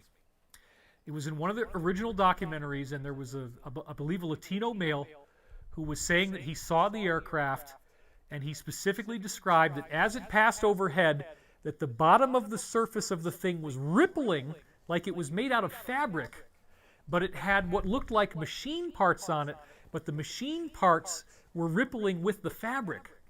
So you see, all they need to do is have LED projectors or regular projectors on rods and poles on the bottom of the thing and project what looks like mechanical parts up onto the body of the craft. But because in this case, over Phoenix, they flew it so low, eyewitnesses could actually see the material of the blimp moving with all these alleged mechanical parts that aren't real, because the thing is intended to look extraterrestrial. They don't want you to figure out it's a blimp. They stole it from Aryan Corporation, they put it through Lockheed, and then they fly it over the Hudson Valley all throughout the 1980s. And then for some weird reason, why would they do it in 1997? But they did. Maybe they were threatened again, That's what I would expect, and that's why I had that other slide in there. So again, the last thing I want to show you here, going back to the slide, is that the surviving person from JP Aerospace admits that his invention was stolen from him and developed, and that's what these flying objects are. And this was on a very important website called The Drive, and they have a subset of that called The War Zone. This is official military journalism. We talk giant V-shaped airships, space, and the Phoenix lights with the founder of JP Aerospace. And it says, after years of flying exotic airships, the company plans to create massive orbital platforms and V-shaped airships that float slowly up into space. And that's February in, 2020. Yeah, so it just happened. This literally just happened. Why would they be disclosing all this now? Why would they be telling us this now? Well, there they have a hangar. I think it's in New Jersey. It's one of the old World War II hangars. We have one too, by the way, but I'm not going to tell you where it is yet. But we bought one of those. My company did. I'm very, very excited about that. So maybe we'll end up working with these guys. I'd love to build one of these. Anyway, you can see on the left the concept design, and then on the right is the actual flying prototype that they made in flight. Okay, and then the guy in the middle is the surviving founder of JP Aerospace. So doesn't that look familiar? This is their concept art for how their orbital airship would work. And it looks exactly like the Hudson Valley and the Phoenix lights. There it is, sitting around inside the hangar. And it's a float test. 175-foot wide JP Aerospace Ascender. Now, their idea is that they could put this into suborbital space and have an orbital platform that also is made from balloons. And you could dock 6 of these on there at the same time and have a whole space station for people. That's really awesome. They call it the Dark Sky Station. Now, this is where it gets really interesting. I'm going to quote to you from the article where he actually admits that they did steal this design and that these are his designs, okay? Another major undertaking is the sheer size of the vehicles. The orbital airship needs to be 6,000 feet long in order to be buoyant enough and have enough wing area to support it at the altitude where it will conduct an orbital insertion burn at 300,000 feet. So they're talking about a massive 6,000, that's over a mile wide. That's exactly what we're talking about, folks. That's the thing. Many of the images of JP Aerospace vehicles, both in prototype and development, may look familiar, as we've just seen, to those who are aware of the incidents of alleged unidentified aircraft over the last few decades.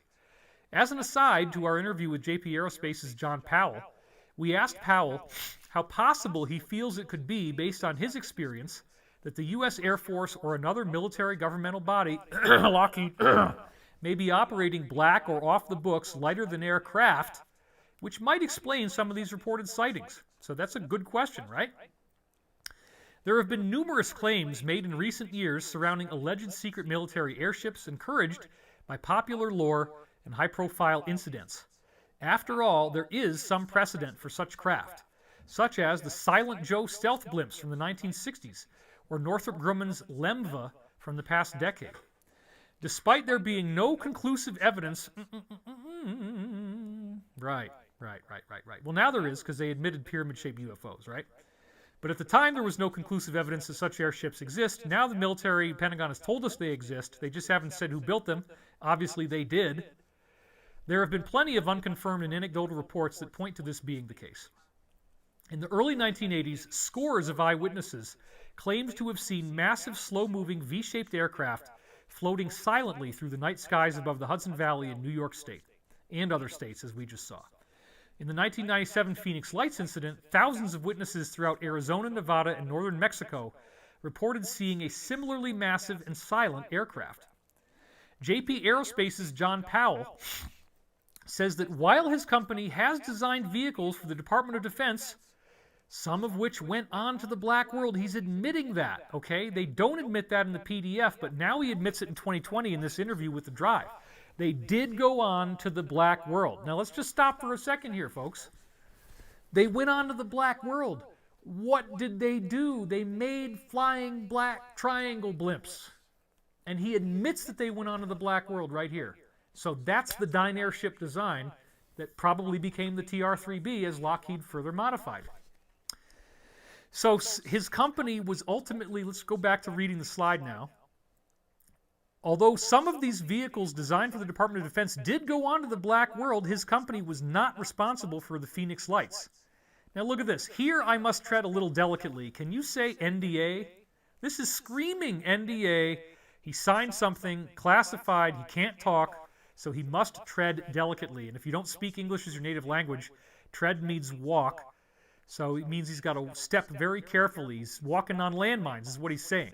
He doesn't want to blow himself up. He doesn't want to blow his security agreement, and he doesn't want to have the penalty for that, which would be probably prison, in some military jail, if he's lucky.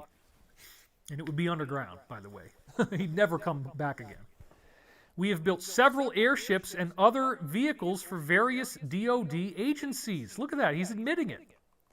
Well, they built the prototype. They engineered it, right? None of our programs were classified. However, after completion and delivery, our vehicles entered into programs of which I have no knowledge. Boom! He admitted it. He admits. So is this the alliance fighting back against them using these pyramid-shaped UFOs that they're now disclosing? Is this the alliance fighting back so that somebody like me and you could put this together and solve the riddle? Because now you got John Powell, the descendant of JP Aerospace, the current owner of the company, admitting that these programs were the programs were completed and delivered, and then they went into black projects, flying black triangles, folks. Hudson Valley sightings, Phoenix Lights, TR-3B, and now the little dirigible blimp that's very large, but actually is kind of a boring piece of technology. Now that you know what it is. We were testing vehicles at the time of the Phoenix Light incident. However, I can absolutely say that JPA was not, nor was our equipment involved. There have been times where our vehicles have been sighted and confused for UFOs or other mysterious things. Boom! I have also seen images of great V-shaped objects in the sky that I can say for sure were not mine. But I could note, and he's walking through the landmines, perhaps Perhaps they are the tech of a competitor. This is all speculation. Wink, wink, wink, wink, wink. All right. So those are all the slides. And we are done with the slides, but I want to discuss what you've just learned here because this is extremely critical. You're probably not thinking about stealth blimps right now, other than after having watched this show. And we're going to end pretty quick because we're going to do a global meditation and we'll be done. So 3.5 hours. It's not bad. So anyway, if in fact what is happening right now is that a very, very significant series of events is about to occur that may lead to maybe thousands, maybe tens of thousands of arrests all at the same time or relatively quickly, a massive worldwide public awakening. The initial reports, by the way, I can't even say anything, I'm sorry. But please go watch that story. Please go watch that story because this is going to be the biggest frickin' thing anybody's ever seen in their life. And just because we can't talk about it doesn't mean it isn't going to happen. You have to understand that when this comes out, it is a mortal blow. The reform to certain laws of how things are being done anyway by next year completely destroys the idea of anybody getting in unless they are fairly and justly voted in. Okay, so all of this is coming to a head. It's getting really serious. And we have never had more risk. Remember the warning from U.S. Strategic Command saying spontaneous things could happen out of nowhere, where nuclear war is the least bad option. Is there anything that could be worse than nuclear war? Is there anything?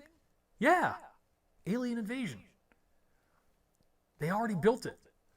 They already used it to threaten Vladimir Putin in 2009 when he wanted to do disclosure.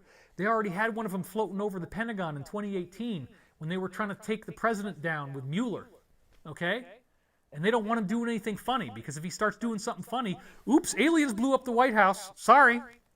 That could be what they were going to do. So he's got a gun to his head all the time. Okay? So please, if you don't understand what's really going on, open your mind and please understand Carol Rosin referenced the original founder of NASA, Wernher von Braun. On his deathbed, he said they are going to do a fake alien invasion. Don't you think that the best way to do a fake invasion is with something completely massive in size? And if it looks like the capstone on the top of the Illuminati pyramid and it happens to shoot out a beam that sets stuff on fire, that's exactly the type of symbolism they love, folks. And now they're talking about it, and they're talking about it, and they're talking about it. I am scared to death that this is going to happen. Because once this happens, if I hadn't done this video, it's going to run off the rails. And people are going to say, oh my God, it's an alien invasion. After the billions of dollars of Hollywood movies that have been spent getting us ready for that to happen. Do you get it? Do you understand what I'm really trying to tell you? Do you get it? We are on the precipice of the most fantastic breakthrough in human history, the biggest awakening, the most surprising information, declassification of anti-gravity, invisibility. They admitted that in the thing about the nitinol, the memory metal, right? Back from just February. They were saying, yes, the Pentagon admits they have multiple UFOs that have crashed and they got the metals and they do all this weird stuff. Well, they're not really metals, but they're composites, okay, and other types of material. So, anyway, I am not at all worried now that I actually did this video because we got, how many people watching now? Almost 16,000 people live. You can't stop it. It's been running. It still says excellent connection, so everybody saw this, okay? And at this point, I would say there's no way they're going to be able to do it. You and I, as a community, we just undercut the entire fake alien invasion, or there's certainly plenty other ways they could do it, but they sure couldn't do it this way. And I just also want to call into doubt any alien invasion that is about to occur in light of the fact that they're promoting things that they obviously built, that they obviously own. If any type of alien invasion takes place, it's not going to be aliens, folks. They just have a lot of other craft they can use. And these things also are aircraft carriers. So a big ship like this could not only have lasers coming out of it, very high-intensity laser beams, they can spit out craft that fly around that are not conventional looking. So it looks like an alien mothership doing an invasion. And if it creates incredible damage, they could decide who they want to damage. They could decide exactly what stuff they want to damage to try to cement in their power and their control. You follow me? So now that we've talked about this, it'll never happen. But please don't trust any alien invasion, because honestly, something of that scope and magnitude is about all they've got. Now, can we stop this? Can we stop this from happening? Can we stop them from doing this? The answer is yes. The most effective tool that we have to stop them from doing this is a global meditation. So what we're going to do now is let's anchor in the ascension. Let's anchor in that this whole thing is going to work out with our meditation. And then we're going to be done. It's just over, it'll be just over 3.5 hours. All right. Remember how we promised we were going to read one of... Oh, we can do that after the meditation, yeah. We can do, you can read them, actually. You have them? There's a few of Why don't you pull them up while I'm doing the meditation? You can read that. That'll be great comic relief. not while we're doing After the meditation. That's what I mean. All right, sorry, I'm arguing with my wife and we're supposed to be meditating. We're not arguing. We're just discussing. Yeah, we'll read your funny comments. That's a great way to end. All right, I'm just going to do 5 minutes, and so I see there's 16,000 people. If you leave now, come on. I mean, will you please help us with this meditation and not just take off? Thank you. All right.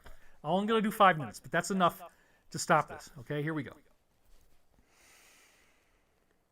I just ask that you close your eyes. And remember, sweetheart, we got those funny cameras. You can zoom in on me and do all kinds of cool stuff with the joystick. We'll turn it on. There's a button on the back on the left.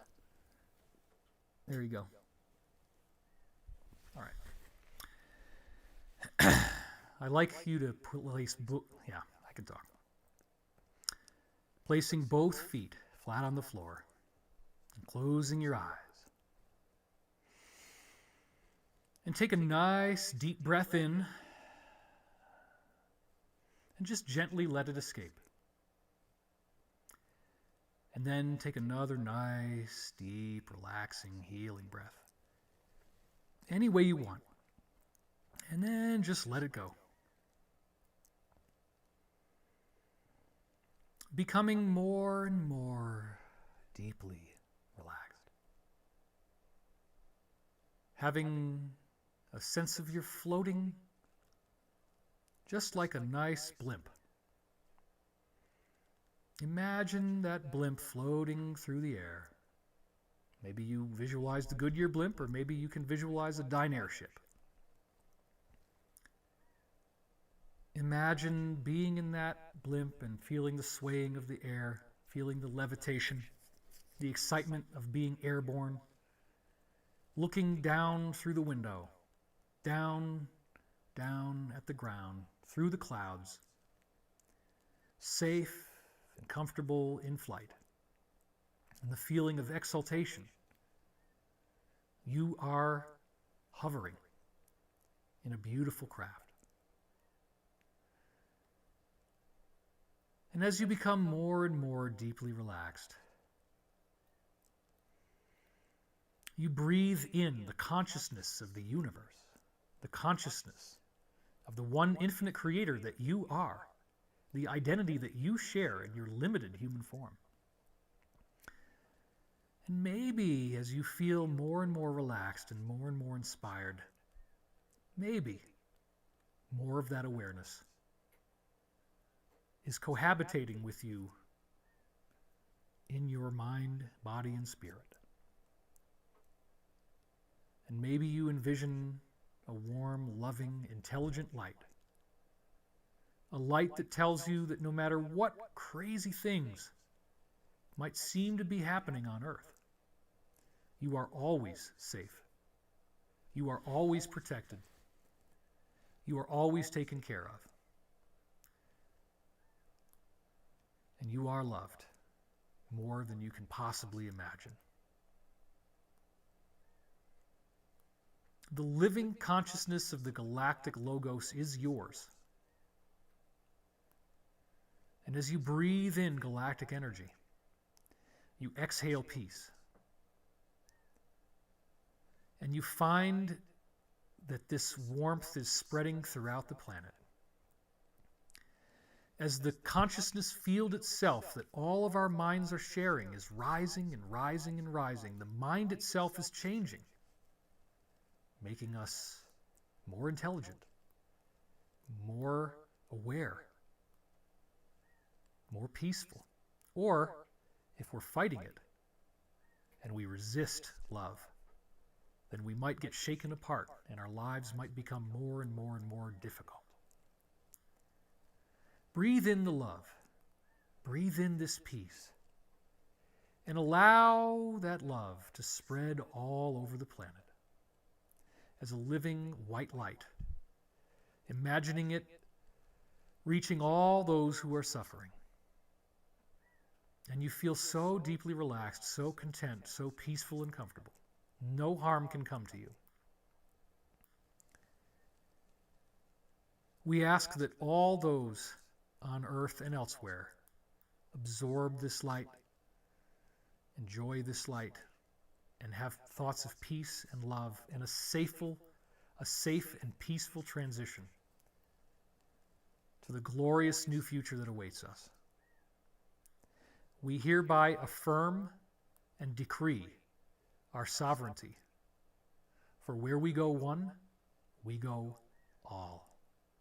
And so it is. All right, let's have you come back into the room. I might actually be able to time it to be 3 hours and 33 minutes now because I can see how long we've been running. And I'm probably at 3:33 point now because I'm a half a minute behind. But anyway, we're not going to hit 3:33. We promised you some reading of your really funny comments. So, Elizabeth, you want to walk them through this last little section here? Unmute yourself. Let me unmute you. Hold on. Because now I can do it. Wow, you've got controls. Awesome. All right. So try talking and see what happens. I'm talking, and so It's nowhere near loud enough. You don't worry about that. I'll worry about getting it up. Don't do that. Let me do it. So David took a couple months off from the internet, but he was still working all the time, of course. Yeah, because mean people suck. That was part of it. Need a break every now and then from all of it. But so we have some wonderful conspiracy theories that really made us laugh, and people had such amazing Well, imaginations. tell them what we too. did. Tell them what we asked everybody. Oh, so we did like the What Happened to David challenge, and we just asked people to share their favorite conspiracy theory about what happened. I sound echoey, but Please. to myself right now. Yeah, I can mute my mic. That'll Okay, help. so I'll just read some of the ones that really made me laugh. And you see Are you David. on yourself? You got to cut to yourself. Oh, do I? Oh, sorry about that. We just went down There the we toilet go. on the production valve. That's all right. Oops, sorry. Okay. I thought you had the controls. Anyway, so we have some of these conspiracy theories, and I'm going to read some of my favorite ones.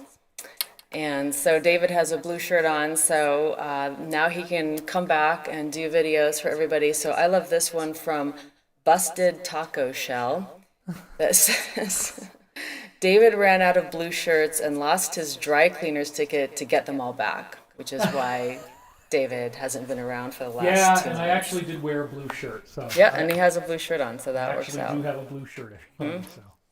This one from Raptor Dude. This one is really funny. Edgar Casey called and wanted his soul back.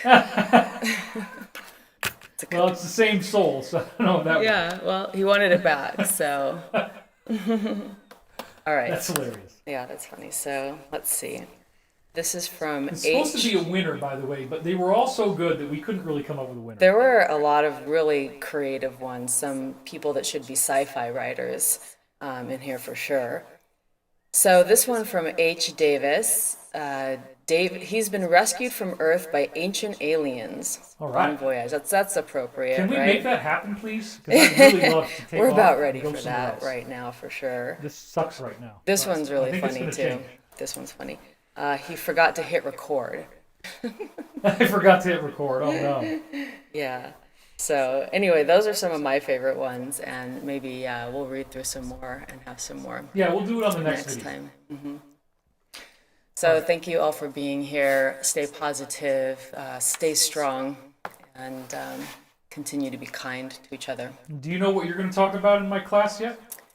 I am going to talk about, because your class is on cycles of time and That's a big part of it. Yep. repeating cycles of time. So I'm going to talk about the return of the sacred feminine, the sacred aspects of the feminine in both men and women, and share how in men that really exalts the warrior spirit, and in women it returns us to this compassionate, nurturing, the affluence of feminine energy, which I feel the earth is really thirsty for. And we hit 333 right as you were telling us there all that it stuff, which is great.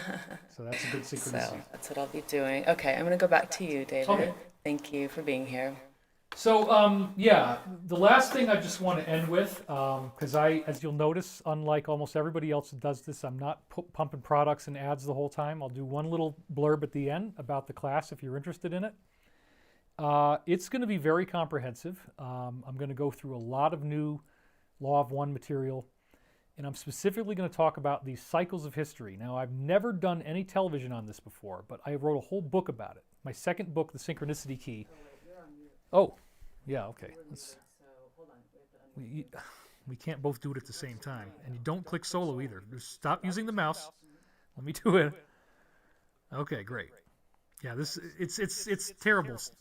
Honestly, folks, the complexity of this live stream setup that we have is staggering, and it's just like, good luck trying to get it to work. So I'm glad that we can get it to work at all, but we both have to work together as a team to do this. Okay. And see, the thing is, I have a mouse and she has a mouse, so if we're both trying to do it at the same time, then nobody gets anything done. Anyway,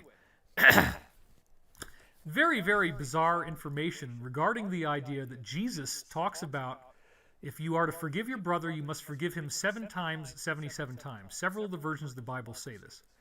That number, 7 times 77, is 539. Now, did Jesus know that this was a cycle? Because there's a Frenchman in the 1970s and 60s, Michel Helmer, who analyzed history and discovered that events repeat themselves very precisely, and one of the most important cycles he discovered is 539 years long, the exact same number that Jesus talks about in the Bible. And a lot of people don't know this. Unless you've read my book, you probably don't know about this. But history seems to follow a blueprint of a series of events that we call the hero's journey, which is the mind of the galaxy, the galactic blueprint of human evolution. I talked about the Logos, the idea that the galactic mind is apparently embodied in Jesus, which allows us to have human extraterrestrials all over the place on different planets. They are all part of Christ. They are all part of the galactic mind, okay? So some of them might be evil, but they're still part of the galactic mind, and they're all eventually going to return to the oneness. If that's true, if cycles happen in historical events, then we can start to break it down and look at the specific things. And again, in order for me to really make sense to you about this, I have to walk you through it. So we're going to go through an incredible body of information describing how historical events follow the hero's journey cyclical pattern, and how in the past it was on individual nations. Individual nations have their own language, their own currency, right? Their own culture. They're interacting with each other. They're not interacting as much with everybody else. So they're on their own cycle, and then another country could have a totally different cycle with a different number of years. It's not always the Jesus cycle, by the way. There's also the age of the zodiac of 2,160 years, and I'm going to show incredible repetition of Roman history and then American history. The same thing happens exactly 2,160 years later, sometimes in many cases down to the day. And we're talking about major wars, major political events, and even the actual reincarnation of historical figures like Hitler, who appears as Hannibal. He was the warlord that ran Carthage, which Rome was warring with in the Punic Wars. Now, this is so bizarre that it suggests that there is a reason for this to happen, and the reason might be that our souls get to understand what we're going to go through when we incarnate on Earth at a given lifetime. We know there's going to be a war by the time we get to age 17, let's say. And I think you get that one. And so all of this stuff is very difficult to understand, and it takes some time to explain, but once you get there, it's fascinating, because here's the new thing, folks. Since January 2020, for the first time in history, Everyone on Earth is going through the same experiences at the same time. We're all living through that. We're all living through losing our freedoms, being locked down, having to wear masks, all of these things, losing your business, losing your livelihood. The whole world goes through a discontinuous event. Now, what I'm going to argue in this class is that when that happens, the cyclical events that used to be for individual nations now happen to the entire planet. The entire planet is going through the hero's journey. The entire planet right now is at the dark night of the soul, where the hero's quest appears that it didn't work. Actually, I think we're kind of past the dark night of the soul now, because when you go into Act 3, the allies that you meet at the beginning of Act 2 come back to save your ass. And that's what's happening right now. And I said it in my last video. You remember before the inauguration, I said, watch for the Joan of Arc thing, watch for all these allies coming in to help support. Well, we're seeing that like crazy, because even if you silence people online, you cannot silence the voice of reason and the voice of freedom and the thrill in the human heart to be able to make your own money, to have a future where you might be able to earn more than just a subsistence communist income. To think about how far this could really go. To think about what could really, let's go over to this one. To think about what could really happen to us as a planet if we're all on the same cycle. These cosmic galactic cycles. Well, the law of one tells us that we're all going to be on the same cycle at the end. So in the class, I'm going to review the fact that the entire solar system is going through huge climate change. I'm going to show you pictures of all the planets where they're becoming noticeably brighter in 10 or 20 years, very discontinuously. And all of this solar system charge up suggests the sun is actually going to do the solar flash. I'm going to comprehensively go through the 1950s channeling that predicted this, that was vetted by Wilbert B. Smith, the Canadian communications engineer. 100 questions that he asked people who said they were in contact with extraterrestrials. They all answered him the same way, at least the ones that stuck. And different sources were giving him the same information. And they said that we're going to go through this solar system realignment where all kinds of stuff happens. The planets change their orbital positions. It's a huge, huge, huge discontinuous event. I want you to be prepared for this. I do as much as I can in these videos, and I can go a lot deeper when I'm doing something private. So without belaboring the point, there's going to be a lot more write-ups. There's a lot of other topics I haven't mentioned that we're going to cover. It's going to be probably 30 hours of material. You can watch Elizabeth's material. We have bonus... Oh, by the way, 2 bonus videos where I'm having a very intense conversation with the noted DNA scientist, Dr. Len Ryan. We did it right here on this set. I mean, this little green egg thing wasn't here, but everything else was there. So it looks beautiful, and we had a very intense, wonderful conversation that I think you're really going to enjoy. I'm also going to do a meditation music where I have background music, and there's a meditation. That's going to be a bonus that comes with it. And again, if you've done any of our stuff before, it's only $222. So we're trying to keep the price point down. It is already less expensive than other conferences. I'm sorry if they feel like I'm hurting them by not charging more, but we're trying to keep it as cheap, if I can say that. It's less expensive, right? Less expensive as possible. That ends my commercial. Thank you guys for your support. I do want to apologize for my absence. I'm not going to keep doing that, but there were several reasons why it was necessary, including the fact that all of the things that I want to talk about would have prevented me from doing this meditation right now when we really need it. Because that blanket of white healing light we just spread over the earth is really needed right now. And so I would ask you to please not be dependent on me doing a global meditation. Please try to stay in a peaceful, loving, meditative place. Please be supportive and loving to the people around you, your family members, your friends, your coworkers, your associates. This is what really gets you in alignment with the cosmic and galactic mind. If you act lovingly, you are, in essence, becoming the Logos, because the law of one defines the Logos as Jesus, the galactic mind, and love itself. Okay? So it's all three. So when you connect with love, you are connecting with the galactic mind, and you are speeding up your evolution in cosmic terms. I'm happy to help you with that. So please, once again, the final action item is go to ascensionmysteryschool.com. If I get taken down for this, which could very well happen, we will migrate to another platform. And so put your email address in there. It costs nothing. We do not bombard you with ads. There will be a certain number of ads coming out before this upcoming launch, but then you might not hear from me for a month or two, okay? And again, please remember to set the filter so that it goes into your inbox automatically, because otherwise you're never going to see it, okay? So go to ascensionmysteryschool.com now for your email address. Go back on Wednesday. You'll get to see the whole course write-up, and I hope that we will see you there. This is mission-critical support for us. We do need the help. We have taxes to pay, to be honest with you, so please come on in and help us out so we don't go into debt. Everybody needs money, and I know everybody gets mad online if you charge for anything, but that's why we try to keep it as inexpensive as possible for you. So again, I want to thank you for showing up today. Thank you for participating in the meditation. We hardly lost anybody. God bless you. I'm going to leave the chat turned on for a little while here so you continue using it, but we will conclude the live stream now, and Elizabeth, would you like to have the last word? Cut to yourself. Okay, and then I will try to unmute it. So, You got it. And drag those sliders up. yeah, I've been putting it down the whole time. All right. Well, All right. Don't do anything with the mouse, and let me get you up. right in here. I'm not going to touch the mouse. And again, stay positive, stay strong, take care of yourselves, and take care of each other. And we'll see you in a week. Or less, because I got to do that part two, so it might be or faster. whenever it is. Okay, everybody, we love you. Thank you so much. No. Don't do that. Let me control. Oh, you're going to do it. Right. I figured out how to do this, and you can't hit that. No, please, let me do it. Just don't. Okay. Here we go, everybody. Now we're actually going to hit stop, because if I hit the other stop button, which she was going to do, then we actually lose the whole thing. So here we go. See you next time. Thanks, everybody. Bye.